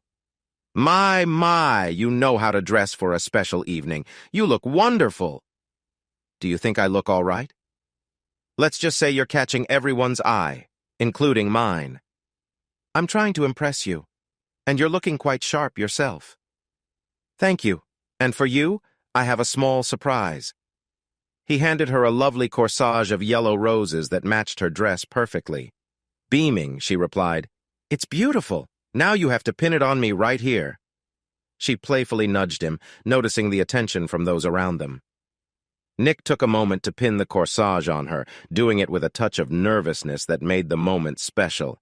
It made people smile and admire her in the bar. "You did a great job. Everyone here wishes they could be you. Well done." "Easy for you to say. Let's take a seat." "Oh, you were close too." He stood behind her chair and helped her sit down. To lighten the mood, Nick asked, "How was your day?" "You, my dear, are a bit of a coward, but a kind one. I had a really interesting day and can't wait to tell you about it. In short, I had some problems at the place I visited, but I found ways to fix them and even discovered 2 new business ideas for our town. It turned out to be a very useful day, and you helped." "What did I do?" Denise looked closely at Nick to see how he reacted as she shared her story. "I spoke with a company called Peterson Equipment. Have you heard of them?" "Yes, they make good equipment." "I think it's better to say they used to make good equipment." He didn't react. "I talked to the president of the company, a woman." No reaction from him. "She told me that they were going through some changes and I should wait a month or 2 until everything was back on track. That seemed a bit strange, right?" Nick's face changed a little before he said, "All companies go through changes and those times can be tricky. But no, that wasn't the best way to talk to a long-time customer." "That's what I thought too. Anyway, I left feeling upset and went to find the person you mentioned, Leroy Johnson. He really could be a good fit for our town." "What did he say?" "I shared my worries about Peterson with him, and he explained some things. It turns out Peterson hired his daughter's husband to run the company years ago. He turned everything around, and people enjoyed working with him. His name was Drake Nicholson, I think he said. Does that ring a bell?" She watched him closely, but only saw a slight flicker of interest. "I think I heard the name, but never met him. Anyway, one day he just walked in and told everyone he was leaving. Then he disappeared. No one knew where he went or why he left. There were stories, but nothing was ever proven." She noticed his thoughtful expression. "After that, they made his daughter the president, and that's when everything started to go downhill. Johnson said she wanted to raise prices and change how they did things, so he left after a year. She could see that his mood darkened, but he didn't say anything more. Leroy mentioned he started his own service company, and many of his old customers began to use him. He said he was doing okay, but needed to grow, as rent for his place was too high." Nick nodded in understanding. Here's a simplified version of the text. "I mentioned we were looking for new businesses in town and that there were places available at good prices. He got really interested and called over another man he called Crutch. I think his full name was Crutchfield. Do you know him?" This time she saw him smile a little, but he replied, "I think I heard of someone by that name." "So, the good news is they are both coming this Thursday to check out a building I told them about. They both match what you were saying. Small businesses that are growing and fit well with the community. Your ideas were just right. I'm happy it all worked out for you. Maybe this is the start of something good for the town. I agree. Nick, would you like to be there and meet them? You could probably talk to them better than I can. She felt she was setting a perfect chance for him. He let her down when he said, I would love to, but I have a meeting in Dallas on Thursday morning about what we talked about. Maybe I can meet them if they come back. She felt let down that her chance had not worked, but still felt certain she was talking to Drake Nicholson. They were called to their table, and their conversation shifted back to their usual fun teasing. They enjoyed a tasty meal of halibut in a dill sauce and shared several glasses of a white wine that Denise had never heard of, and Nick found hard to say. After dessert, she asked, So, what fun plans do you have for the rest of the evening? He didn't answer her question right away. When was the last time you went to a musical? 4 years ago. The high school put on a musical called Kiss Me, Kate. I liked it, even though the story was about a guy who wanted to control a woman. I don't think Kate was just some weak woman. Even Shakespeare called her a shrew in the original story. Whatever. So we are going to a musical. Will it be good? Probably. It's about a nice man who suffers for being kind all his life. Lead the way, then. The theater is waiting for us. 4 hours later, as they walked back to Nick's truck, Denise playfully hit him on the arm. What was that for? You brought me here to get me all teary. Now my makeup is all over. For what it's worth, I have seen Les Miserables 6 times, and it has moved me every time.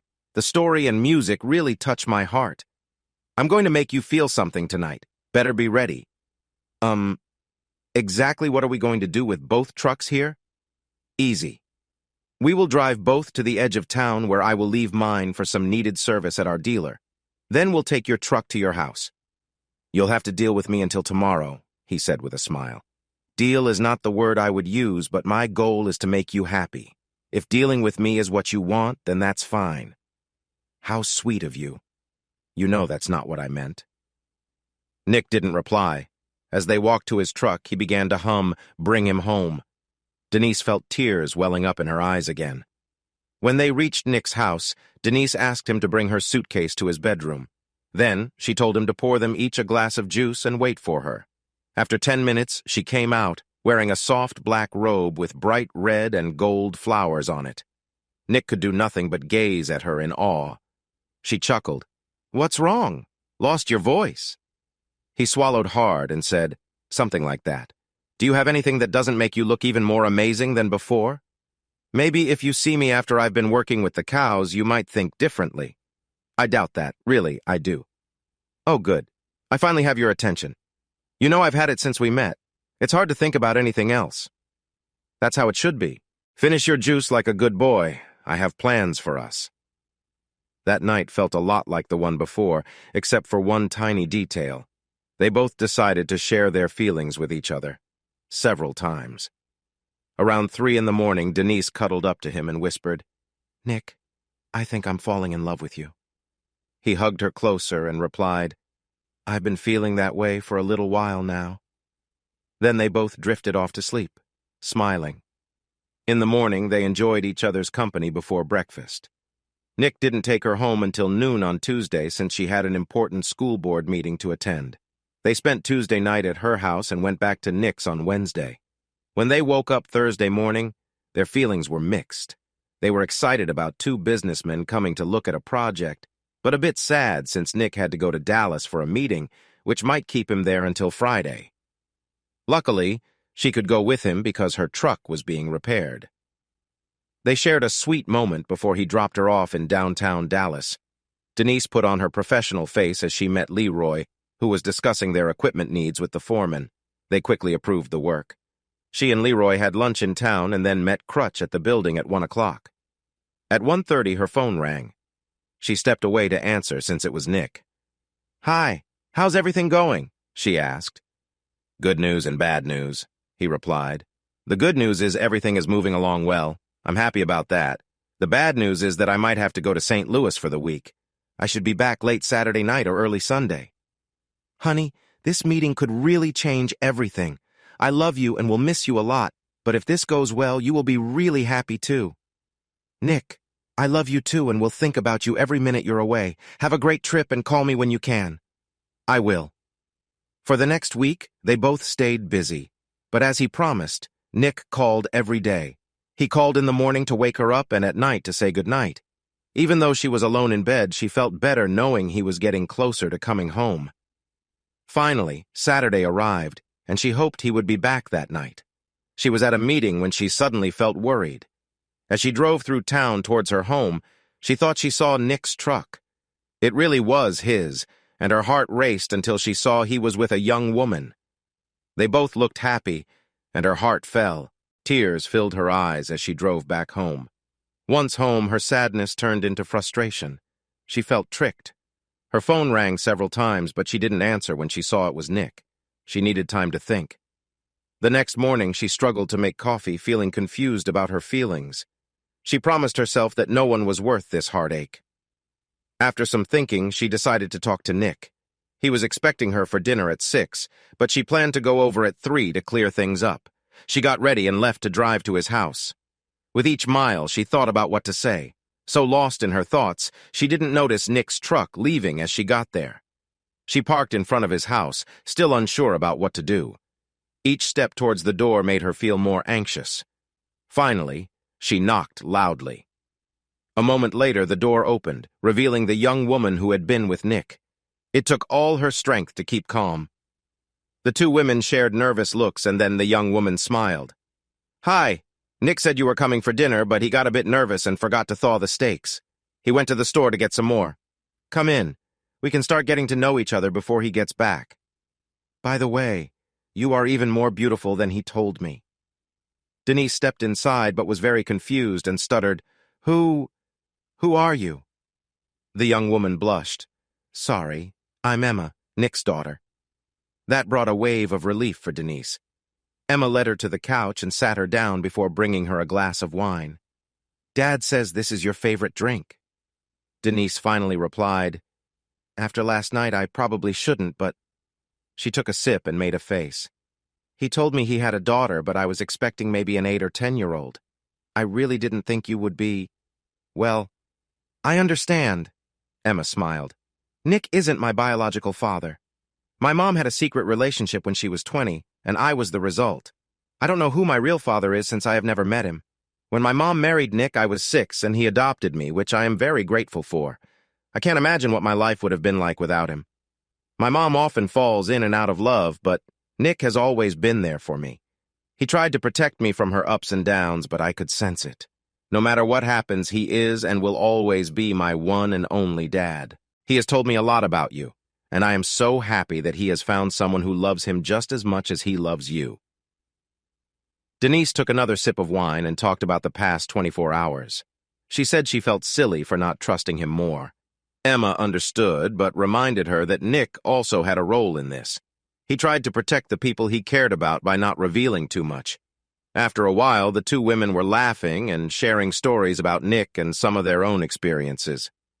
Emma mentioned how Nick had told her about their playful teasing and friendly arguments, which she enjoyed. Denise replied, "You'll get to see it for yourself when he gets back. I plan to give him a piece of my mind." Emma smiled and said, "If I had the time, I'd sell tickets to that." They both laughed until they heard Nick's truck pull up behind Denise's house. Emma settled back to watch as Denise put on a serious face. Nick came through the door and immediately noticed Emma smiling and Denise looking very serious. He looked back and forth and asked cautiously, "How much trouble am I in?" Denise said, "I came over today to let you know how upset I am about your choices, especially showing up with a younger woman in front of everyone before you came home to me.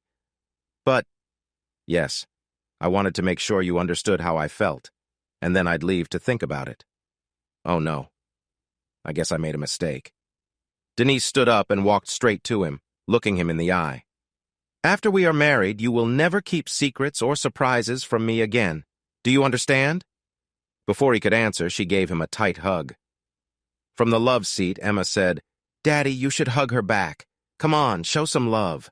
Following his daughter's advice, he wrapped his arms around Denise. Soon he felt emotional, and after a moment, he looked at Denise, ready to say something. She gently interrupted, "No need to apologize. Come sit with me and share what I need to know." I need to start dinner first. Emma stood up. Daddy, you always told me to take care of the important things first. You sit and chat with Denny. I'll take care of dinner. Nick seemed unsure, but passed the bag to Emma as Denise led him to the couch. This time, she sat on his lap and said, "Why don't you start talking?" He let out a sigh. "There are a few things I can't talk about right now. Emma jumped in. Daddy, if you're thinking about Mom's boyfriends, you should just tell her. I know about them, even if you tried to keep it secret." Really? Yes. I heard when she said she was taking her boyfriend to Europe for a month. You told her you wouldn't be here when she got back. She laughed and said you'd never leave the company or me. I was there when you told Granddad you were leaving. He got upset and said to find someone to buy the company. When she got back, he told her she could manage it until it sold. That's when she got involved with that lawyer, which led to all those stories and the order to keep him away. Denny needs to know everything. Nick was surprised by how much Emma knew. Denise sat in his arms, gently touching his cheek, her eyes filled with understanding. He realized he needed to show her the kindness and strength she wanted. Finally, Nick said, "Emmy, I didn't know you understood all this." "I know. I stayed quiet because I thought you were trying to protect me. Now let's talk about the new business. I think Denise will be just as excited as I am. Go ahead, I can handle dinner just as well as you. Emmy, you will always be my little girl, and I love you. Do you really want to hear more tonight?" "I want to hear everything."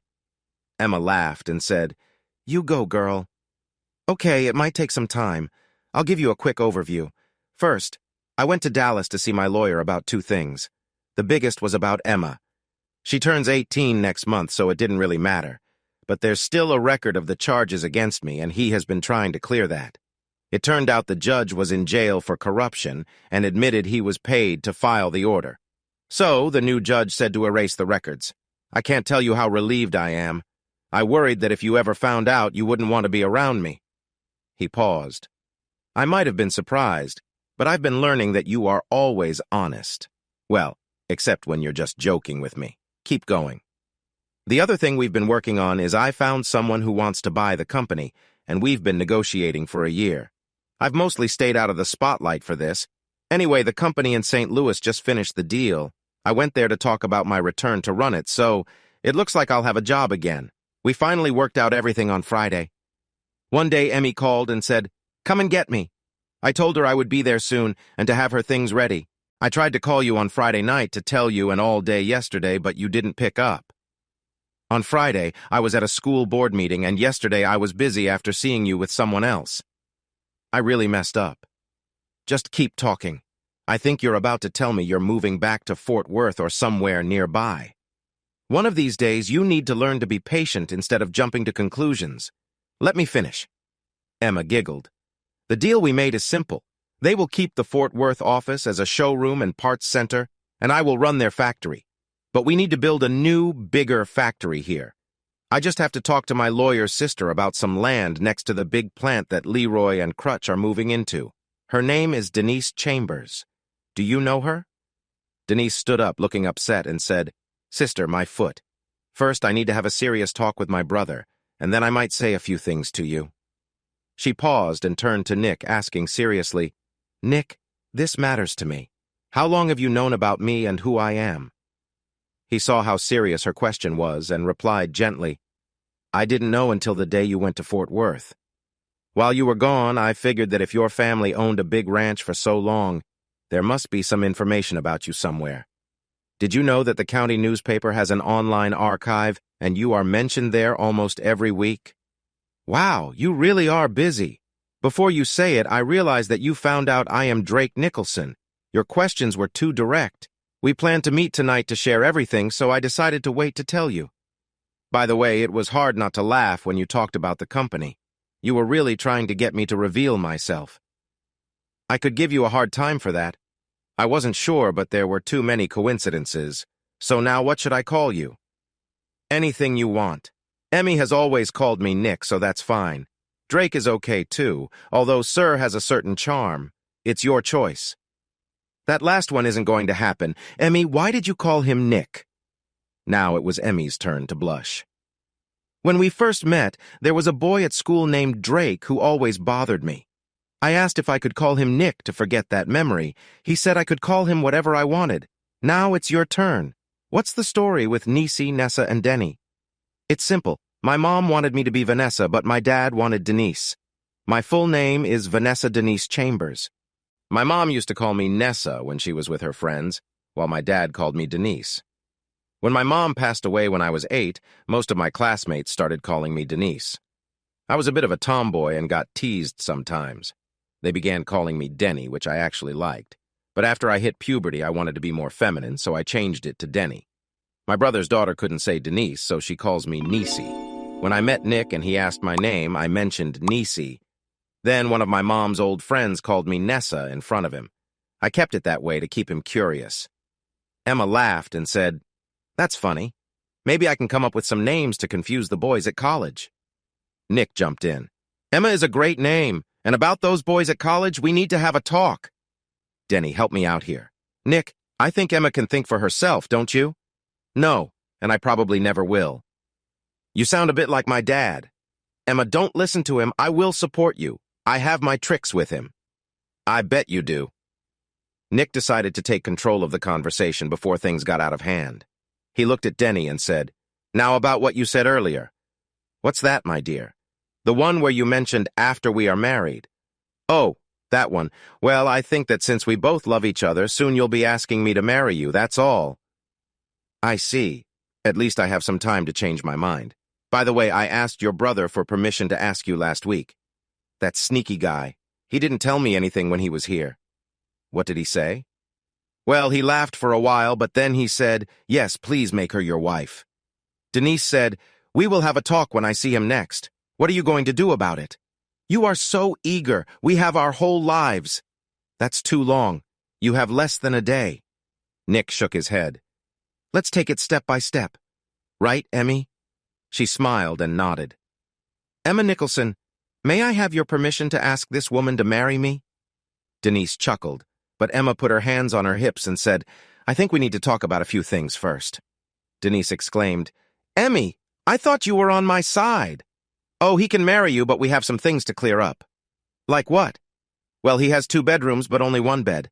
Last night I took the bed and he slept on the couch. I'm sure you don't want that. So, he's taking me to a nearby hotel for the night." Nick said, "You are not going to any sketchy place, even for 1 night. You are staying here." Denise replied, "She is not staying alone. We can go to my house. I have 4 bedrooms and 4 beds. She can choose where she wants to stay afterward. By the way, after you find the courage to ask me to marry you, where will we live?" "Well, I really don't want to end a tradition of 5 generations living in that big house. Maybe we can stay there, and Emma can live here while she goes to college." Denise turned to Emma and asked, "Are you going to college nearby? That's great." My mom was disappointed when I told her. She wanted me to go to a fancy school, but I prefer the university close to home. It's only a 30-minute drive and has a really good program for what I want to learn. "What do you want to study?" "After everything I've been through, I want to study psychology so I can understand life better." They all laughed together before sitting down for dinner. After they finished eating, Denise suddenly had a thought. "You mentioned your mom wasn't happy about your college choice. What about you staying here with Nick?" "I forgot to tell you. Last weekend, Grandpa called my mom in and told her he sold the company so she would soon be out of work. That upset her a lot. When she got home, she started making calls. On Thursday, she said we were moving to Europe so she could marry her boyfriend. I told her, 'That's fine. I'm not going. I'm staying here and going to college.' She said, 'Fine. You can live with your dad.' I called Nick on Friday and said, 'Come get me. I'm staying for good.' Just like he promised, he picked me up at noon on Saturday." "That didn't bother you?" Denise asked. "Not at all. I met this guy once. He doesn't seem trustworthy. He says he's Italian and claims he has a house in France, but I doubt it. He looks like he grew up around here, and his last name is Blankenship." Emma didn't get why both Nick and Denise were laughing so hard they were almost crying. When their laughter slowed down, Emma asked what was so funny. Denise smiled and said, "Sweetheart, what goes around comes around." Cold start. Holding the last few sips of my drink, I stared out at the big windows in the hotel lobby. Snowflakes danced lightly outside, falling slowly at first, then swirling quickly in the wind before landing softly on the ground, piling up on the streets and turning them into a cold, slushy mess. Who plans a wedding in Denver in the middle of February? My daughter, of course. Yes, the groom's parents live close by. Yes, it's halfway between my ex-wife's place and mine, and yes, it's exactly 2 years since they met here on Valentine's Day. Sounds romantic now, but let's see how important it is in 15 or 20 years. I finished my drink and shook my head, remembering why I loved living in the South. A bunch of loud voices and laughter got louder behind me. I didn't need to turn around. My ex was leading a group from the rehearsal dinner to the hotel bar with her usual loud and bossy attitude. I glanced their way. Her arm was around the groom, who was looking back at our daughter, Kelly, with a confused look. Kelly just shrugged. The rest of the group followed, 3 pretty bridesmaids, who were Kelly's best friends growing up, and a bunch of excited young groomsmen nearby. The groom's parents walked at the back with the preacher, who I noticed was sneaking looks around. I did not want to join my ex, and I really didn't feel like going out in this weather, so I headed back to my room. A movie channel was showing an old classic with Fred Astaire and Audrey Hepburn. I chuckled at the silly story. What could a lovely young woman like Audrey see in such an old man? It was just 10 o'clock, and I knew tomorrow would be a long day. I had a couple of other things to do that were not part of the wedding, and I wasn't excited about either. I decided it was best to go to bed and get some rest. With nothing else to do, I started my bedtime routine, brushing my teeth, doing some easy yoga, and then working on a Sudoku puzzle to keep my mind busy. Kelly was on my mind. Besides her few visits to Atlanta, I had missed a lot of her growing up. I was proud of her. Despite her mother's influence, she had become a smart and lovely young woman. Her fiancé Brian seemed like a good guy, and I hoped they would have a happy life together, better than what Cece and I had. I barely recognized her bridesmaids. They were her 3 best friends from school, and I hadn't seen any of them in over 7 years. I mostly remembered them as little kids with scraped knees and giggling at sleepovers and teenage dramas. It was hard to believe those little girls were now grown women having fun at the dinner tonight. There was Tara, who had faced a lot in her young life. I heard from Kelly that she got married right after high school, had a baby, and got divorced, all before turning 20. Melissa, or Missy, was always stylish and full of ideas, often getting the others to join her in playful trouble. Kelly had subtly warned me to watch out for Missy's flirty side. Then there was Sophie, the sweetest and smartest of them all, but very shy. As a teenager, she would often look away when talking to people. Even at the rehearsal, she could hardly meet my gaze. I smiled to myself at the thought. If the rumors were true, her thoughts might be focused on someone else. 2. Warming up as. I lay in bed. I couldn't stop thinking about the day and everything that had happened. Maybe it was the cheerful mood of the celebration, or maybe I just felt lonely. Either way, I tried to clear my mind and get some rest. I grabbed the TV remote, hoping to find something to watch to help me relax. The choices looked pretty good. I picked one and leaned back against the pillows, letting the images on the screen take my mind off things. The story moved quickly, and I started to feel more at ease as the plot developed. Why did things like this never happen to me? Soft music played in the background, and I could hear someone speaking firmly. Then, I heard a tapping sound. I hit mute and listened closely. There was someone knocking gently at my door. I quickly turned off the TV and looked for my robe but couldn't find it. I shuffled to the door, pulling on an old pair of sweatpants. When I opened the door, I saw my daughter's maid of honor, Sophie, wearing her favorite Hello Kitty t-shirt. She was barefoot, with her long, dark hair pulled back in a ponytail. I felt a warm rush of admiration for her youthful spirit. She peeked around me, glancing into the room while avoiding my look, and asked, "Are you, busy, Mr. Lyman?" "No, Sophie," I began. But she had already stepped in and sat down on the hotel sofa. I closed the door and sat on the edge of the bed, curious about her unexpected late-night visit. "Is everything okay, Sophie? Is the wedding still on?" She took a moment to think. I could almost hear her gathering her thoughts. Finally, she shrugged, still not looking at me. "Yeah, I think so. The snow might cause some issues."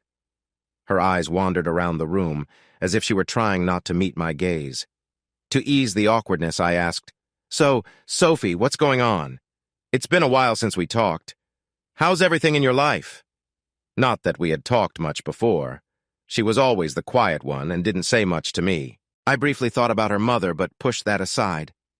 Yeah, I'm okay, I guess, she replied, twirling her fingers nervously. Are you done with school now? There was a long pause. No, not yet. I'll start a PhD program this fall, she said, nervously biting her lip. Wow, I said, surprised. I knew she was smart, but her shyness often hid that. So I'll be calling you Dr. Sophie soon? She smiled and laughed softly, still looking at the floor. No, Mr. Lyman. Please, just call me Chuck, I said. You've become a wonderful young woman.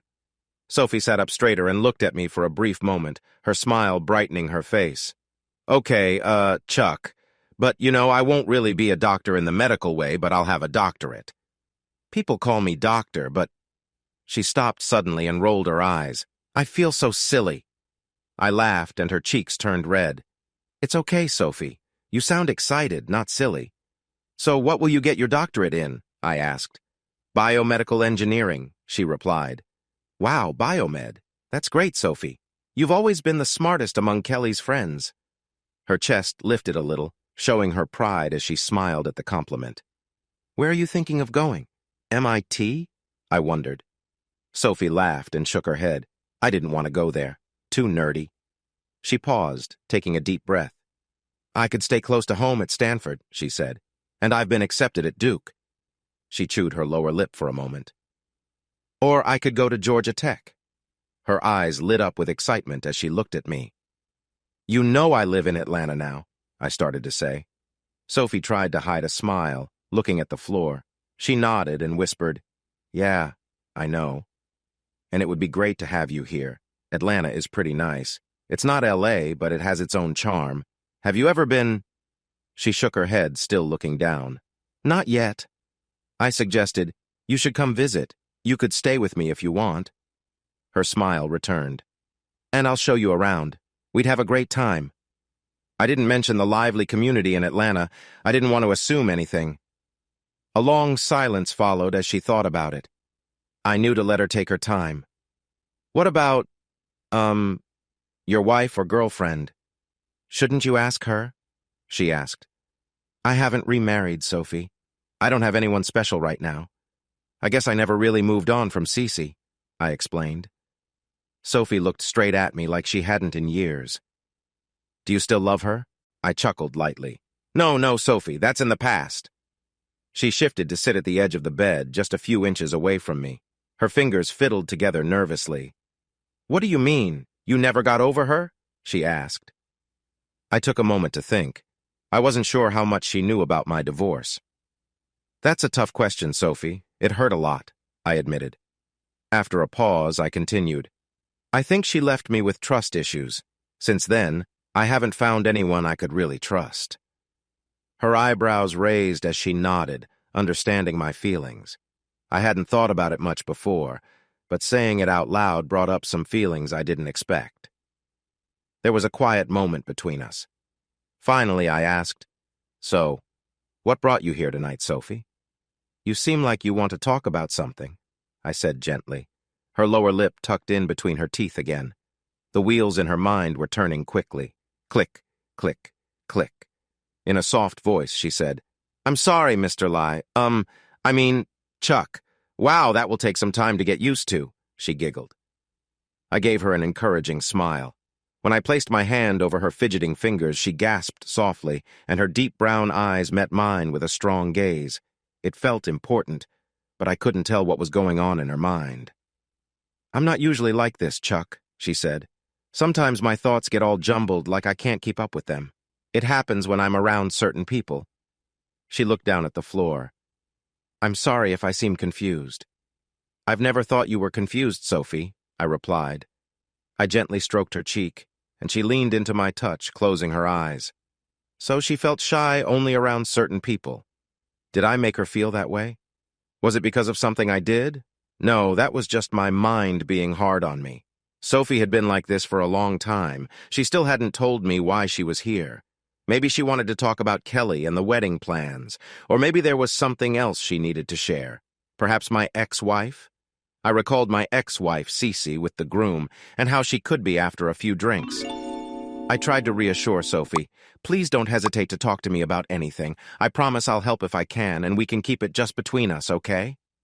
She lifted her gaze again, her look serious and searching, as if looking for some unspoken message. You know, Sophie, I said, sometimes it's better if we don't overthink things. Let it all out, and then we can figure it out together. The corners of her lips turned up slightly, and she nodded.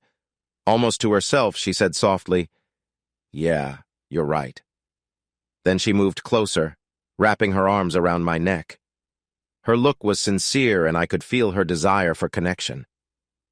A sudden memory popped into my head. A shy 6-year-old with dark hair was running inside, crying because she had lost a baby tooth on our swing set. I pulled back from Sophie and sat up, trying to shake off the memory. "What's wrong?" she asked, concern flooding her eyes. "Oh no, you look upset. I'm sorry, Chuck, I didn't—" "No, Sophie," I said, shaking my head as I took her hand. I chuckled softly. "I'm not upset, I'm just— Have you been drinking, Sophie?" "Just a little. A couple of glasses of wine with dinner." Then she realized. "Oh, you think I'm acting this way because— Why are you acting this way?" "Don't you know?" she asked. "Know what?" Bang, bang, bang, someone was knocking on my door. I jumped off the bed and hurried to the door. My first thought was that it might be Sophie's dad. I shouted through the door, "Who is it?" A familiar voice answered gently, "It's me, let me in." "Just a minute. I'm not dressed." "I've seen it all before," she said playfully. "Wait a second," I called out. I looked around the room for a spot to hide and directed Sophie to the armoire. She slipped inside quietly and shut the door behind her. I opened the door just a bit. My ex-wife was in a soft white nightgown but still wearing her fancy diamond earrings and necklace from dinner, the ones her rich new husband had bought her. "What do you want, Cece?" "Hey, Chuck, can I come in? Are you alone?" She looked around me. "Yes, I'm alone, but now is not a good time." To be honest, it never felt like a good time with Cece, especially like this.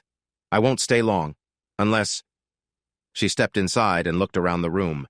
I could smell the alcohol on her breath. That was not a good sign. "You've been drinking," I said. "Yes," she said quietly, stepping closer. "What do you want, Cece?" I asked again, standing firm with my arms crossed. "I thought we could celebrate our daughter's wedding, you know, just like old times." Of course. When she drank, it always led to this. "What about Mark, your husband?" "Oh, he's boring. He went back to the room to sleep." "Cece," I said firmly, "I'm not going to do anything that could harm your marriage. You had your fun too, remember? Who was it that was unfaithful? Did Sophie know about that?" Before I could stop myself, I glanced at the closet. Luckily, Cece didn't see me. "It was just once, Cece," I said tiredly. "And who was the first to break our vows? I'm not going down that road with you again." "Don't worry. This is just between us," she said with a smile as her robe slipped a little off her shoulders. My heart raced as she stepped closer, her eyes on mine. Memories of our better times came rushing back. Cece moved near, her voice gentle. "Remember our honeymoon?" She lightly touched my arm. I took a step back to gather my thoughts. "No, Cece, this isn't happening. Not now, not ever." She paused and looked at me for a moment before sighing. "You don't know what you're missing, Chuck." "You're mistaken, Cece. I know exactly what I'm missing." I opened the door wider for her. She picked up her robe and left, leaving me alone to think. I closed the door and leaned against it, taking a deep breath. When I opened the closet, I was surprised to see Sophie there, her face red. Sorry you had to see that," I said. "It's okay. I wasn't bothered," she replied with a smile. She stood up and looked at me, her face showing curiosity and a hint of playfulness. "I've never seen anything like that before," she said with a smile. That was a surprise. Sophie gave me a teasing look and lightly flicked her fingers at me before skipping over to the bed and jumping onto it. She spotted the TV remote and picked it up with a cheeky grin. "Were you watching something when I came in?" she asked in a cheerful voice. Before I could get to her, she turned on the TV. I rushed to stop her, and we ended up playfully tugging back and forth for the remote. When I finally got it, I quickly turned the TV off. "Oh," Sophie pouted as she sank back onto the pillows. She looked at me with a playful smile. That was fun. I stared at her, a little lost for words, not sure how to reply. I was just trying to relax, I finally said, shaking my head while smiling. She grinned back. That's fine. I was just curious. Sophie, I said gently but firmly. Really, Chuck? Can I ask you something? I paused. Yeah, I guess so, but I can't promise I'll answer. What Mrs. Lyman was talking about, was that about my mom? I let out a sigh, feeling a bit guilty. Yeah, I'm really sorry, Sophie. It happened just once, and I regretted it right away. What happened? She asked softly. Our marriage was having problems for a while. I knew Cece had cheated, and I made a mistake. Your mom and I were alone together, and things just happened. It wasn't her fault. Somehow, Cece found out almost right away. But it wasn't just you and your wife that got caught in the crossfire, Sophie continued, her voice barely above a whisper. My parents, they still haven't fully recovered from it all. The tension, the secrets, it lingers. I nodded, feeling the weight of her words. I know, and that kills me. I wish I could go back and change everything. I was a fool, blinded by my own issues. I never wanted to hurt anyone, especially not your family. Sophie looked up at me, her eyes glistening. I get that. Relationships can get so complicated, and sometimes people don't see how their actions affect others until it's too late. She took a deep breath, steadying herself. I realized that with my own family, too. We had our share of struggles, but we always tried to communicate and work things out. I wish someone had told you that sooner. I guess I thought I could handle things on my own, I admitted. But it only made everything worse. I closed my eyes, the memories flooding back. Arguments, tears, the rift that tore Cece and me apart. I never wanted to make you feel like you had to choose sides, especially since you're still so young. You didn't, Sophie reassured me, squeezing my hand. But it did change how I see relationships. I want to be different, to communicate better, to not let things fester. You will be different, I said confidently. You're one of the most caring people I know, Sophie, and you deserve to have healthy relationships in your life. For a moment, we sat there in silence, both lost in our thoughts. I wondered how this conversation would affect her going forward, and if I could ever truly make amends for the past. You promise me something? She finally said, breaking the quiet. Anything, I responded, genuinely curious.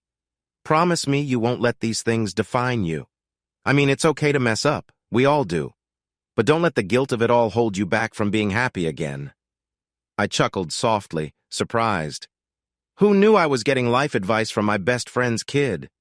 She smiled sadly, the weight of our shared history evident in her expression. I'm just being honest. You mean a lot to this family, Chuck, even with all the mess.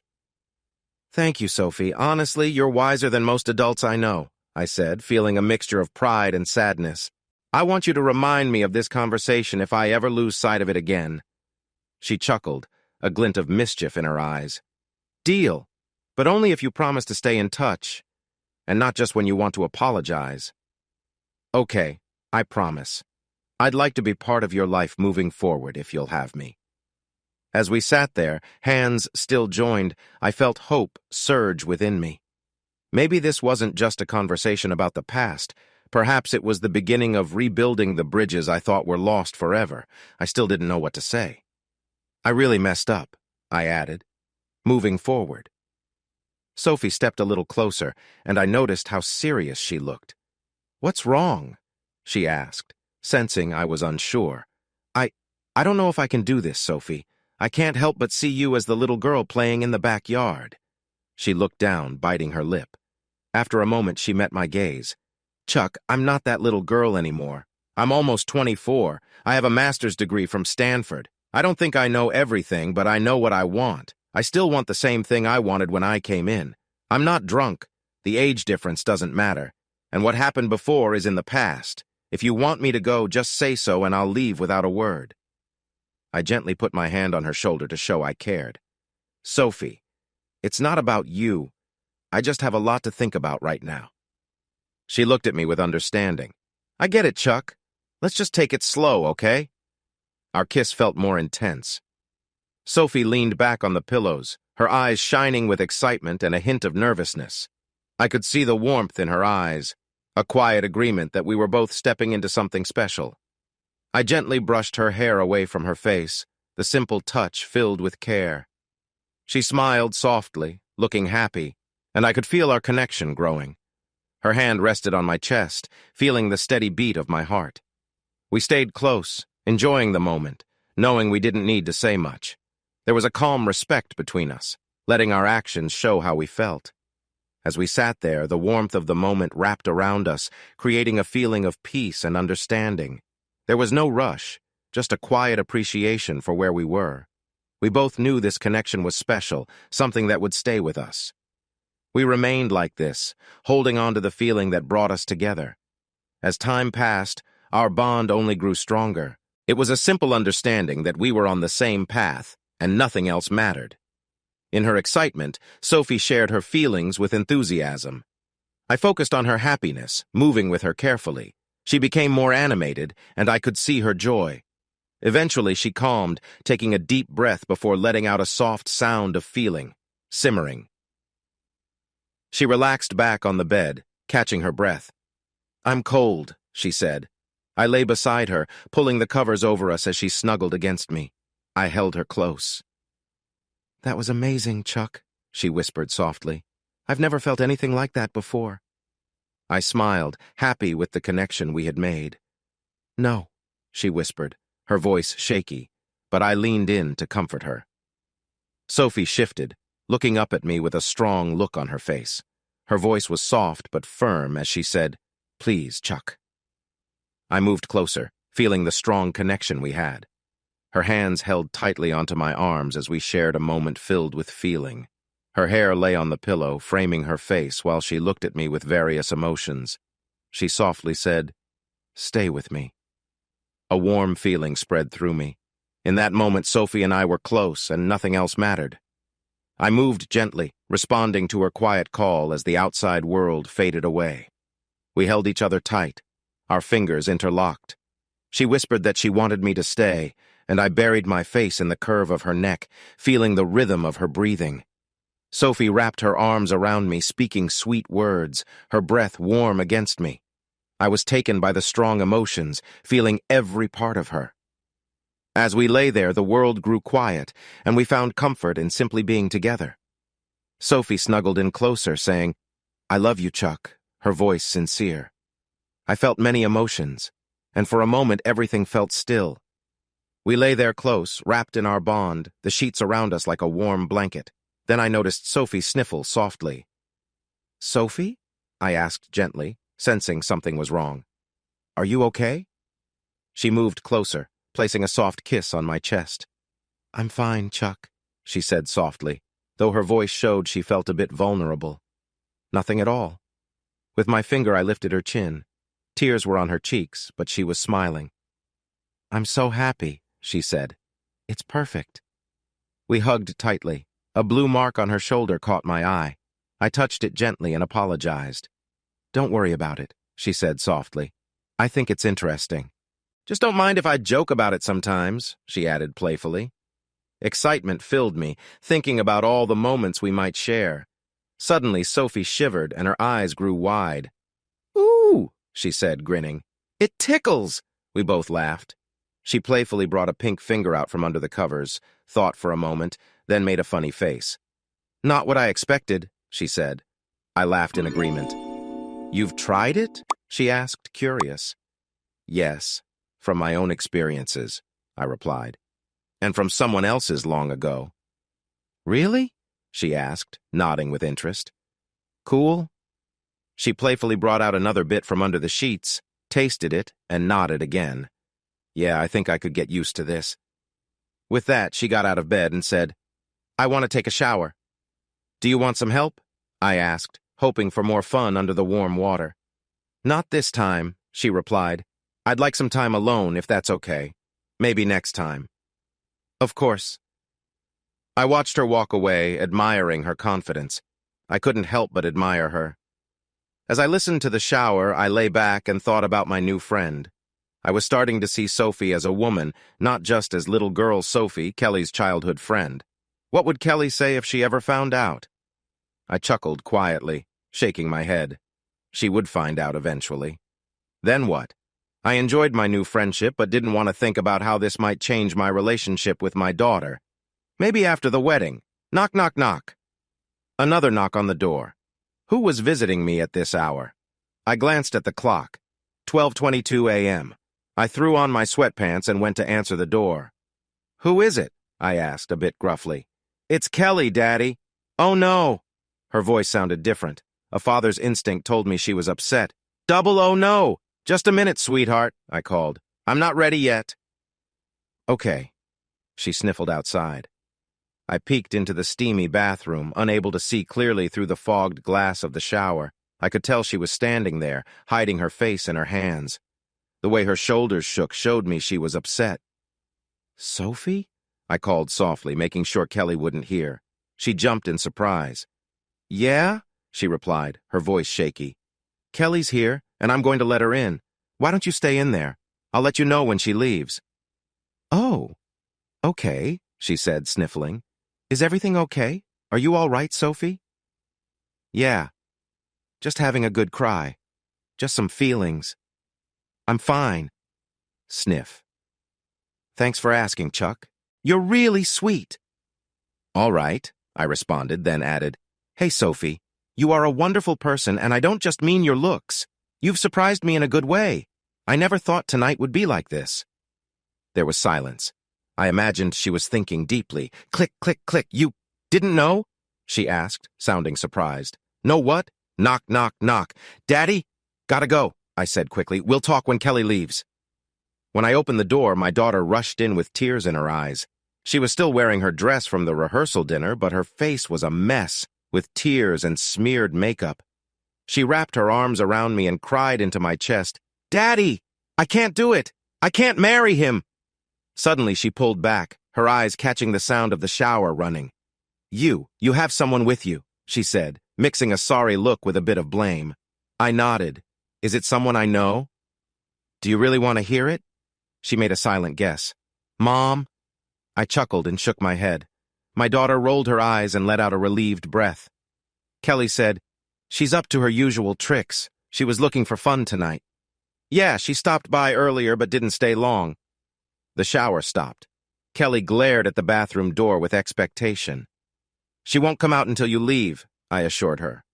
I took her hand and led her to the couch. Come sit and tell me what's going on with you and the guy from Silicon Valley. Guy? More like a fool, she grumbled. What happened? A guy came into the bar and he couldn't stop staring at her. I nudged him and he looked away for a second, but then he was staring again. Seriously, the night before his wedding, with me right next to him, the look in his eyes made me think he was going to invite her over. So what did you do? I asked calmly. Well, first I spun him around and kissed him. I made sure she could see. I nodded. Next thing I know, he was sneaking looks at her again. I could tell he was trying to hide it, but it was obvious. And then what happened? I pushed him away and stormed out. Tears filled her eyes, and she dropped her face in her hands, crying, Aing, car and driver. I put my arm around my daughter and patted her back until she calmed down a bit. Through her tears, she said, Missy says I should give him the ring back. Missy's just jealous, I replied. At least, that's what my favorite daughter tells me. She didn't respond to the joke, her shoulders slumping. Yeah, you're right. But what should I do, Daddy? She asked, desperate. I think it's time we talked about men, I said. Daddy, she frowned, wiping her tears. Isn't it a little late for a talk about relationships? This is a different kind of talk, I explained. I'd call it everything you never wanted to know about men. She laughed softly, sniffling. That's hopeless, Daddy. If I live to be 1,000, I'll never understand men. We're pretty simple, actually. You already know the first two facts. Some men can be thoughtless and tricky. She laughed out loud. I held her hand and turned serious. Kelly, I want you to know that I love you, and I only want you to be happy. Cautiously, she responded, Yeah, Daddy, I know that. Can we pretend that I'm not your dad for a little while? Let me be just another guy who can be honest with you. Is that okay? Still unsure, she answered, yeah, I guess so. All right, I said. First, two simple facts about men. Many of us notice almost every woman we see, and we have certain dreams. Shocked, her eyes widened, and her mouth fell open. Daddy! Her lips curved up as she tried not to smile. I'm not your daddy. Remember, sweetie? This is just the truth. Now, do you want to hear the harder truth? I'm not sure. Here it is anyway. You're not going to change much about us. You might think you can, and we might seem polite in front of you, but our minds often wander. Daddy! She shouted again, giggling. I heard a little laugh from behind the bathroom door. Kelly turned her head and looked at me with curiosity. Kelly, I said firmly, trying to get her attention back. I'm not your daddy, and this is the honest truth, whether you like it or not. Tomorrow, you're going to stand in front of Brian and share your feelings. Maybe, she replied, crossing her arms tightly. There's no maybe. No matter how you feel now, you will do it. I know you care for him, and I can see how he looks at you. He will try to be what you want, but he is still a man. When you make that promise, he will think of you as someone very special in his life. Your heart, your spirit, your time, everything, it all belongs to him now. Kelly opened her mouth to argue, but I raised my hand. Hold on, Kelly. We'll get to the main point soon. This is what is usually expected. After the wedding, you won't be Miss Kelly Lyman anymore. You will be Mrs. Brian Kirk. Do you understand? Kelly Lyman will be part of the past. When you marry him, you will give your life to him completely, and it's important to know your role. Forget about equality for now. From his point of view, you will be devoted to him. You will belong to him in every way. Daddy, she frowned. I didn't know you thought this way. I chuckled softly. That's a common view. Whether we like it or not, that's how many see relationships. He might never say this because he expects a reaction like yours. I can't change how things have been for a long time. Kelly sat back, arms crossed. What if I don't want to do that? Then your marriage might face problems right from the start. Neither of you will be happy. Trust me, I've seen it happen. Her eyes dimmed with worry.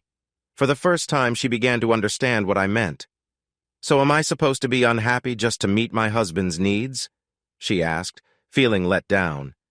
No. Knowing what he wants can help you understand him better. She thought for a moment, and a small smile appeared. How? What do you mean? It's all about understanding these kinds of relationships.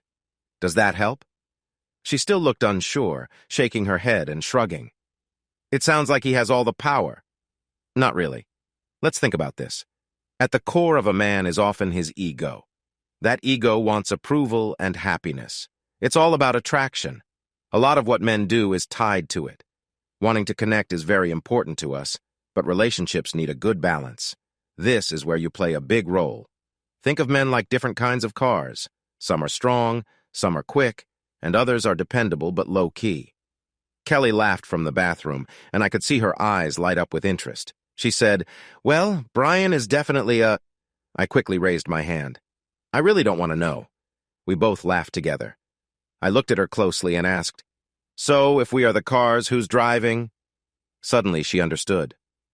Oh, you should take charge often, I told her. Often? That car needs attention a few times each week. Remember, that's what brings it to life. Don't ignore it.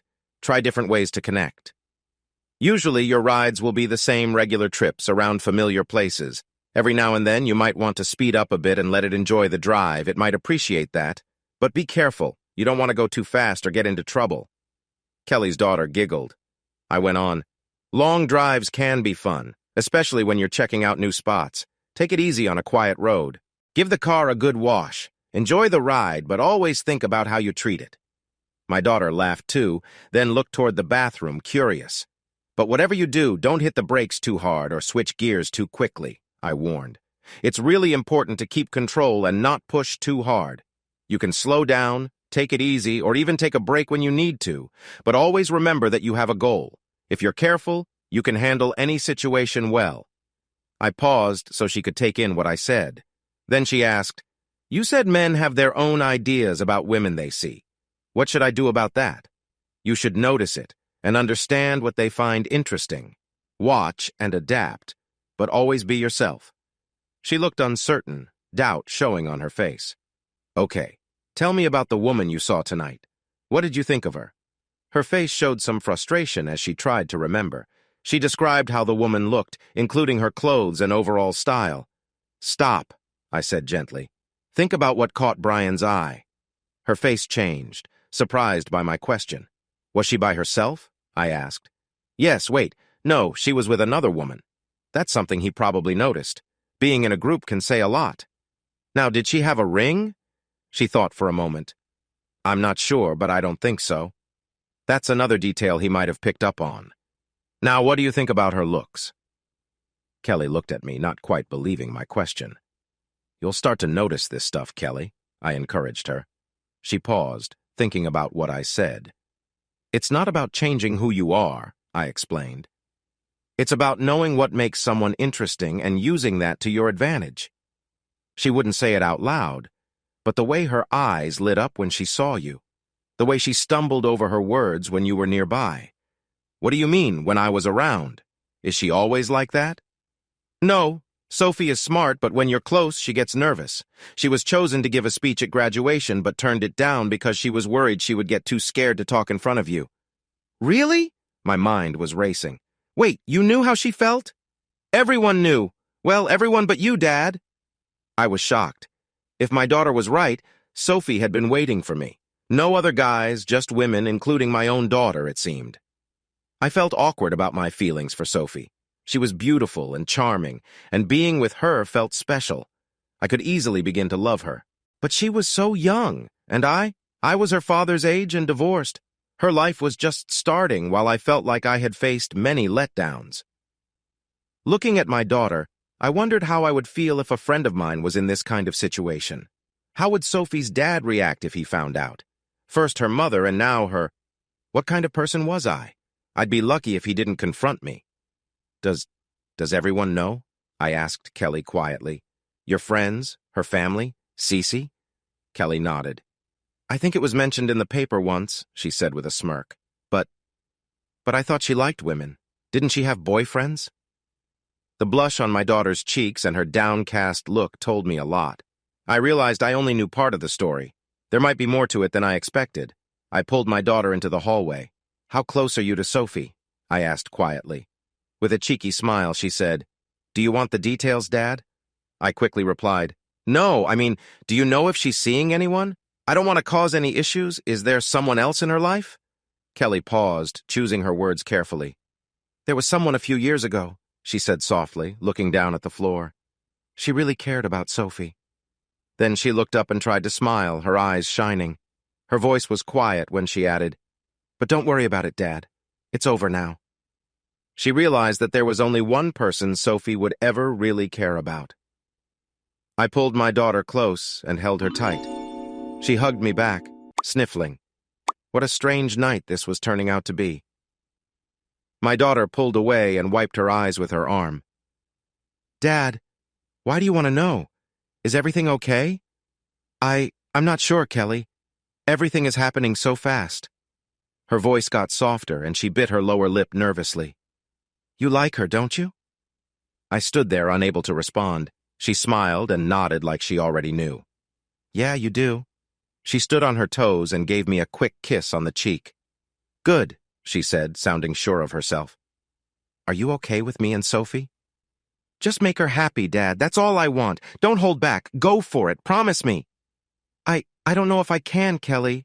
I'm still trying to figure everything out. She looked at me seriously. If you're going to hurt her, just do it fast.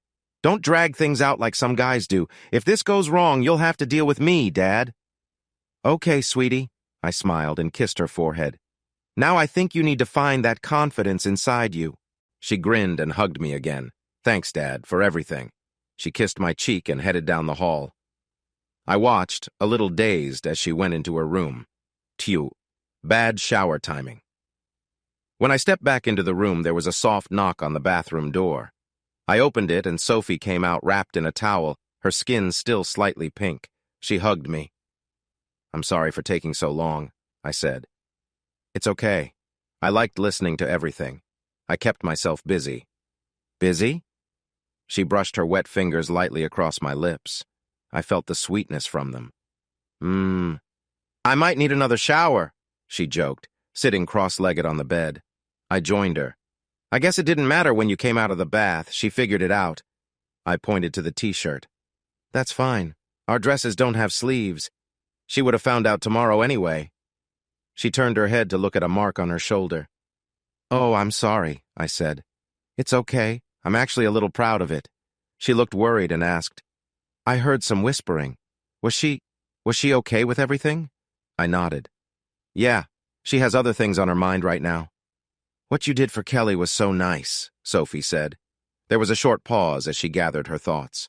I remembered what my daughter had told me. Sophie only acted this way around me. Did she really have feelings for me that went back over 10 years? Was I the only one she had ever cared for all this time?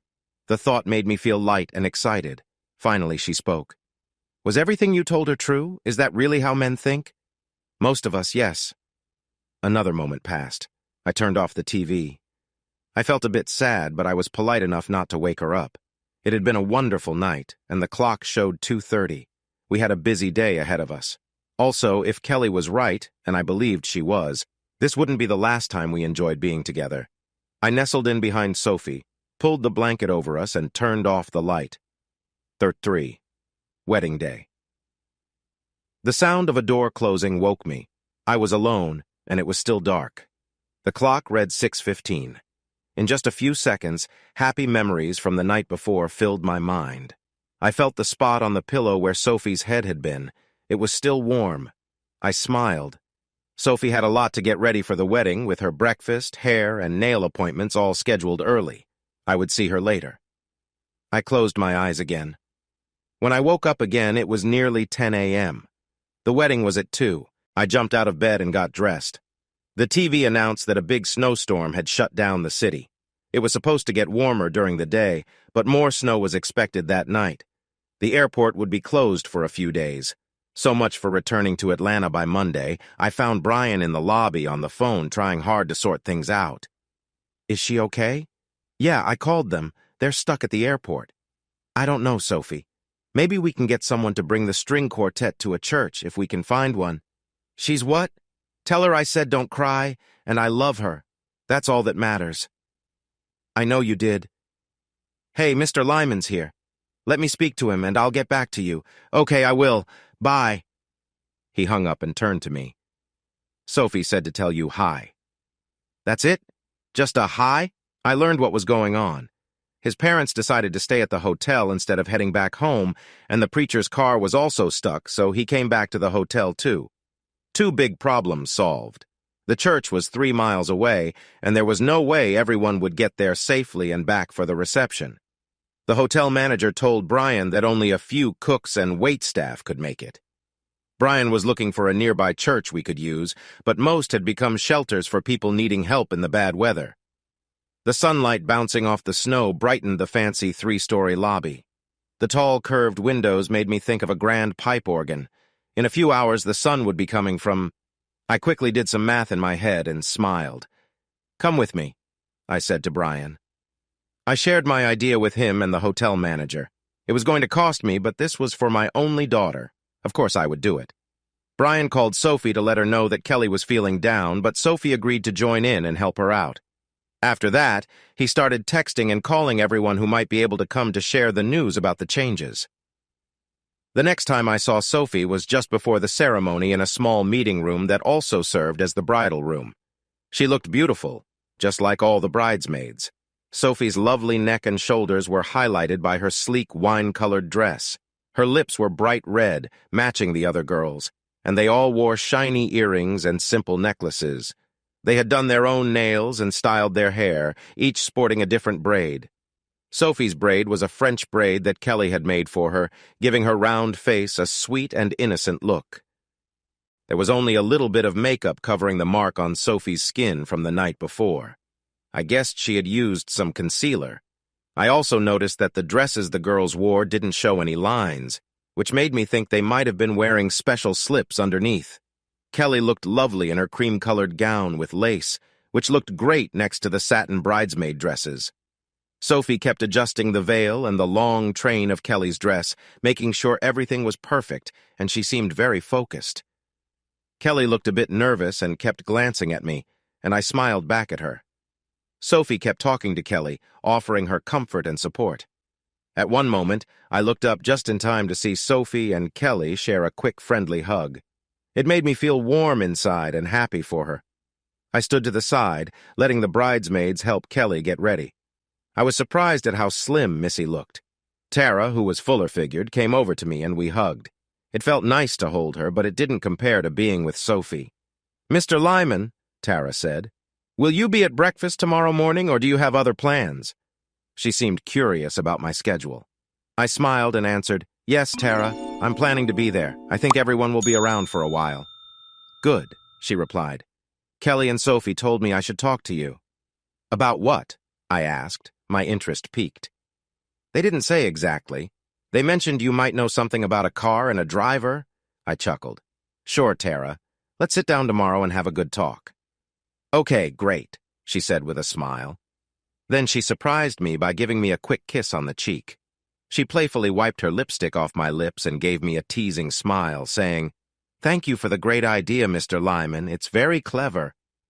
"What do you mean?" I asked, confused. "What idea?" "The undergarments," she said playfully, as if I should know what she meant. When she saw my puzzled face, she whispered excitedly, "We're not wearing any." I looked at the group, my mouth open in surprise. "None of you?" I asked Tara. "Not at all," she responded with a cheeky smile that showed her cute dimples.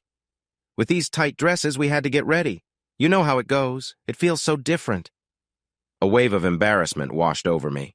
That was the last thing I wanted to think about while walking my daughter down the aisle. We heard the first notes of music. The hotel had brought in a piano and hired a parking valet who played jazz. Everyone lined up. Sophie still hadn't really noticed me. Old worries came rushing back. Had she been using me? Was Kelly wrong about her feelings for me? What was last night all about? Kelly was on my arm. There was no other word for her but beautiful. "Is everything okay?" I asked. She nodded. "Thanks for everything, Dad. I know that getting married in a hotel lobby isn't your dream wedding, but we did our best." She shrugged. "It'll be a story to tell the kids." My jaw dropped. "You don't mean, are you?" She grinned. "No, Dad, not yet. But we agreed it won't be long." Then she lowered her voice. "What about you and—" She nodded toward Sophie, waiting to walk in front of us. "Am I getting a little brother or sister soon?" The thought hadn't even crossed my mind. I don't know, Kelly. Don't get your hopes up. I'm not sure if she wants to take it further." "Oh, I'm sure," she winked, nodding knowingly.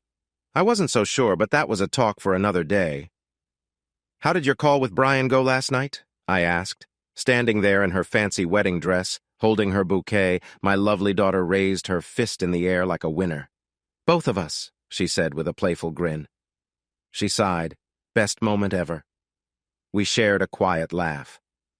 The valet started the music for the bridesmaids' entrance, a fun and lively tune. I watched my daughter's friends walk down the aisle one by one. The high heels made their legs look elegant as they moved gracefully. Sophie was the last to come, standing just in front of us, and I felt heat rush to my face. I had to shut my eyes for a moment and think of something else to calm myself. The bridal march began. That valet played well. I'd make sure he got a good tip.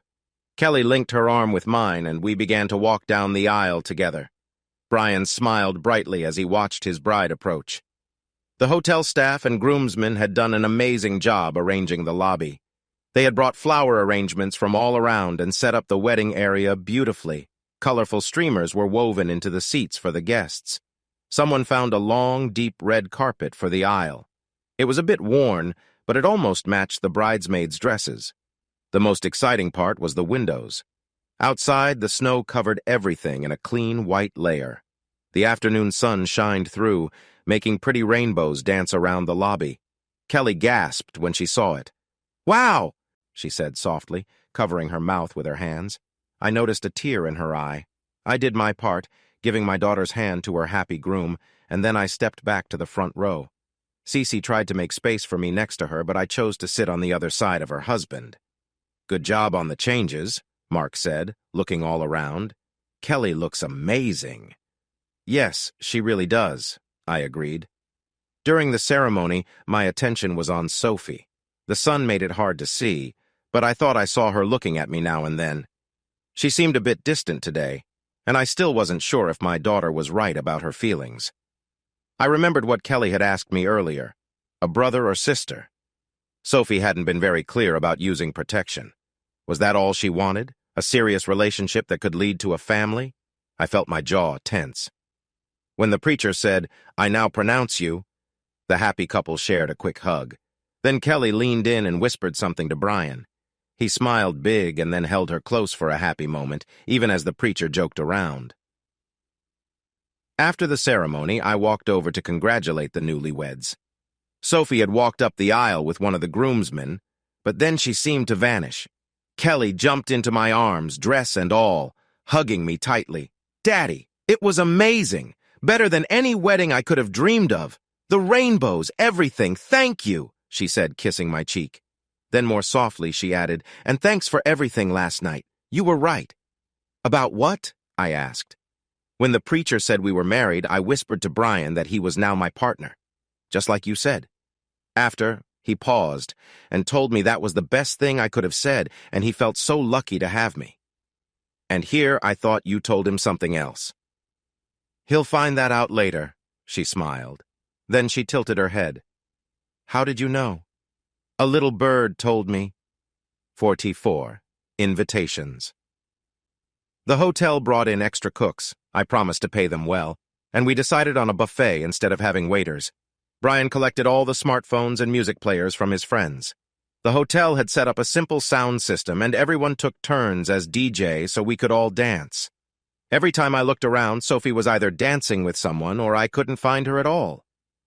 I was sitting alone, enjoying another serving of tasty cauliflower casserole, when Missy pulled a chair next to me.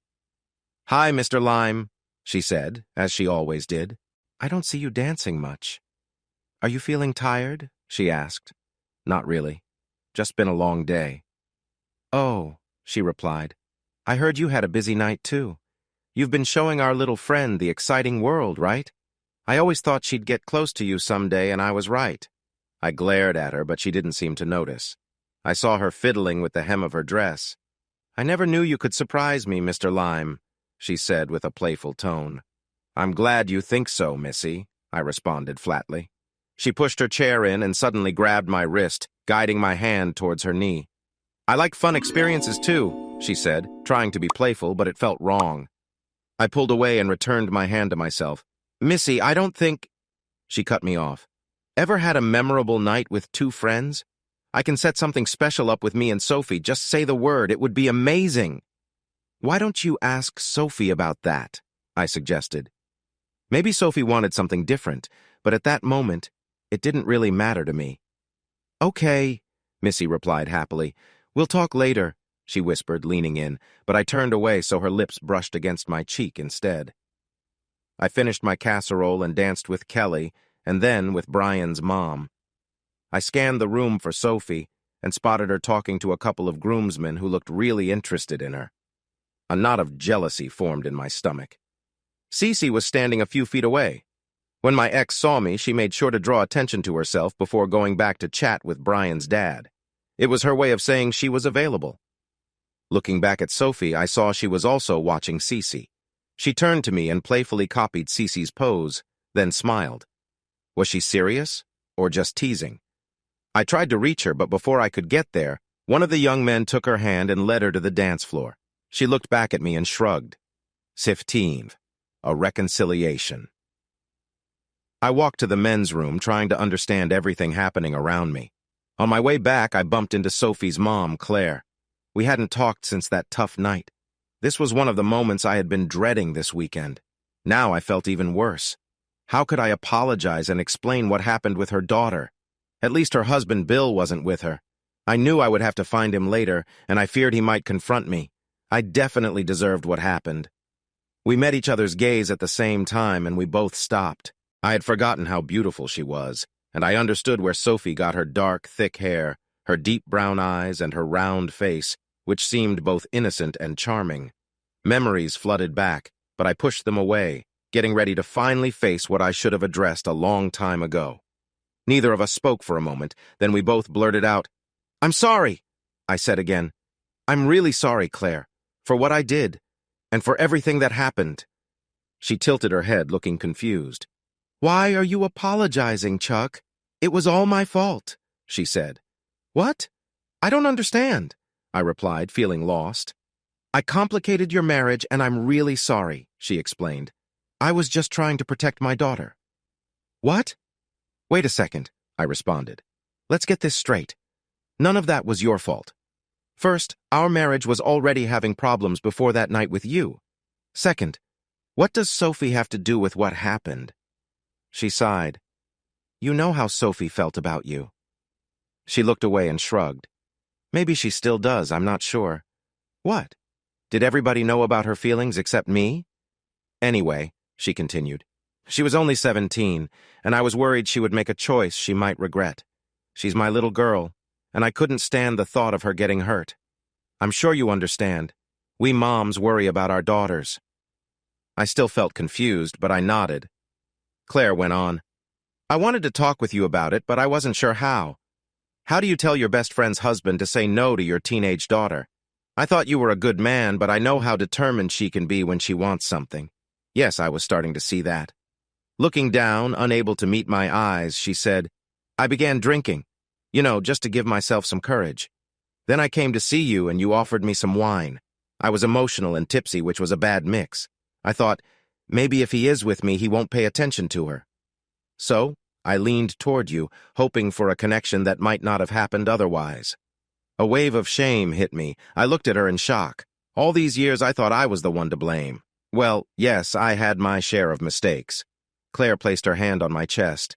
I didn't mean it in that way, Chuck. You were great. It was all a bit unclear, but I remember thinking how lucky Cece was. She glanced down, a shy smile appearing on her face, her cheeks turning a light pink.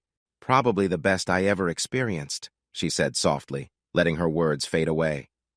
My pride began to swell. She continued, I think that's what embarrassed me, how much I liked it. But then Cece found out. I have no idea how. She told Bill, and well, you know the rest. I'm really sorry, Chuck. Can you forgive me? I took her hand in mine. Claire, there was a lot of blame to go around. Sometimes I felt like I took advantage of things. I should have held back more, but you were just so charming and kind, I said, remembering Sophie. I gently wiped a tear from her cheek. Still, my marriage was going to end no matter what. It wasn't your fault, so don't carry that weight. I'm just sorry that you and Bill got mixed up in it, too. Thanks, Chuck. My marriage had its own struggles. We went to some sessions, and in time, things got better, she replied. Where is he? I inquired, glancing around. I haven't seen him today. She looked down sadly. He passed away from cancer 2 years ago. I pulled her into a hug, and she rested against me, tears flowing. I felt a deep sadness, but thankfully Claire stepped back. I handed her a napkin from a nearby table. You know, she said, I have often wondered if I had just let things happen on their own, maybe something good would have come from you and Sophie. Maybe things would have been all right. She could have worked through her feelings. Then maybe she wouldn't have turned out. She looked at me softly. You get what I mean, right? Women? I said gently. She nodded, wiping her nose. Your daughter Kelly is really lovely, and her husband seems nice too. Maybe you'll have grandkids soon. It's not looking good for me, she said with a sad shrug. I paused, unsure of what to say. I still felt uncomfortable about sharing my thoughts about her daughter. Don't lose hope, Claire, I encouraged her. Sophie's still young. There's plenty of time ahead. You never know what could happen. So predictable, so very timid. I felt confused. I couldn't shake the feeling that Claire was hinting at something when she said, You know, I wouldn't mind whose baby it was, even if it was just someone she never mentioned to me. She laughed softly. I know I sound silly. I don't think she's ever been out with a guy. Could I tell her the truth? Would that make her happy or cause more trouble? With caution, I replied, I'm pretty sure she has. Did Kelly tell you something? She asked, full of hope. They were always so close. Sophie doesn't share much about her dating life with me. I guess that's for the best. It's hard being a parent, I said, carefully avoiding her question. I repeated what I had told her daughter. Sometimes pretending can feel safe for parents. She nodded and laughed a little. Yes, that's so true. Sophie is an adult now. As I said that, I realized how wrong it felt, so I corrected myself. No, Claire, she's not just an adult. Sophie is a smart and strong young woman who is making her own path in life. Children don't always become what we dream for them, but we have to remember that our dreams are ours, not theirs. We should let them find their own way, and that will help them be happy. That's what we really want for our kids, isn't it? Yes, it is, she replied. We hugged, and I started to walk away. She grabbed my sleeve. I'm not sure if I should tell you, she said, taking a moment to think. I found out in counseling with Bill. Oh, maybe I shouldn't say anything. It's not good to speak badly about those who have passed. I waited patiently. She took a deep breath. Bill and Cece, I thought you might want to know. After you and I asked, unsure. Before, she answered softly. I'm sorry.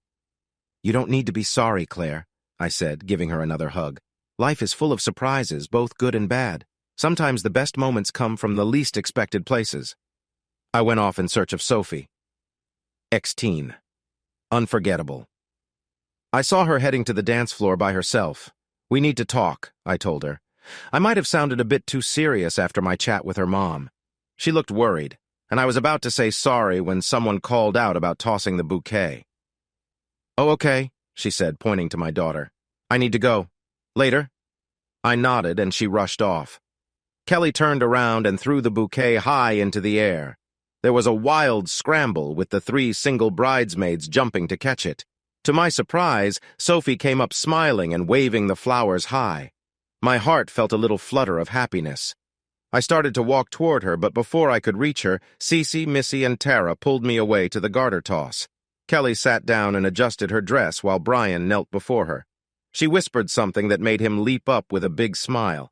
They shared a fun moment that made people laugh, though not everyone knew what it was about. Brian playfully stretched the garter and tossed it behind him.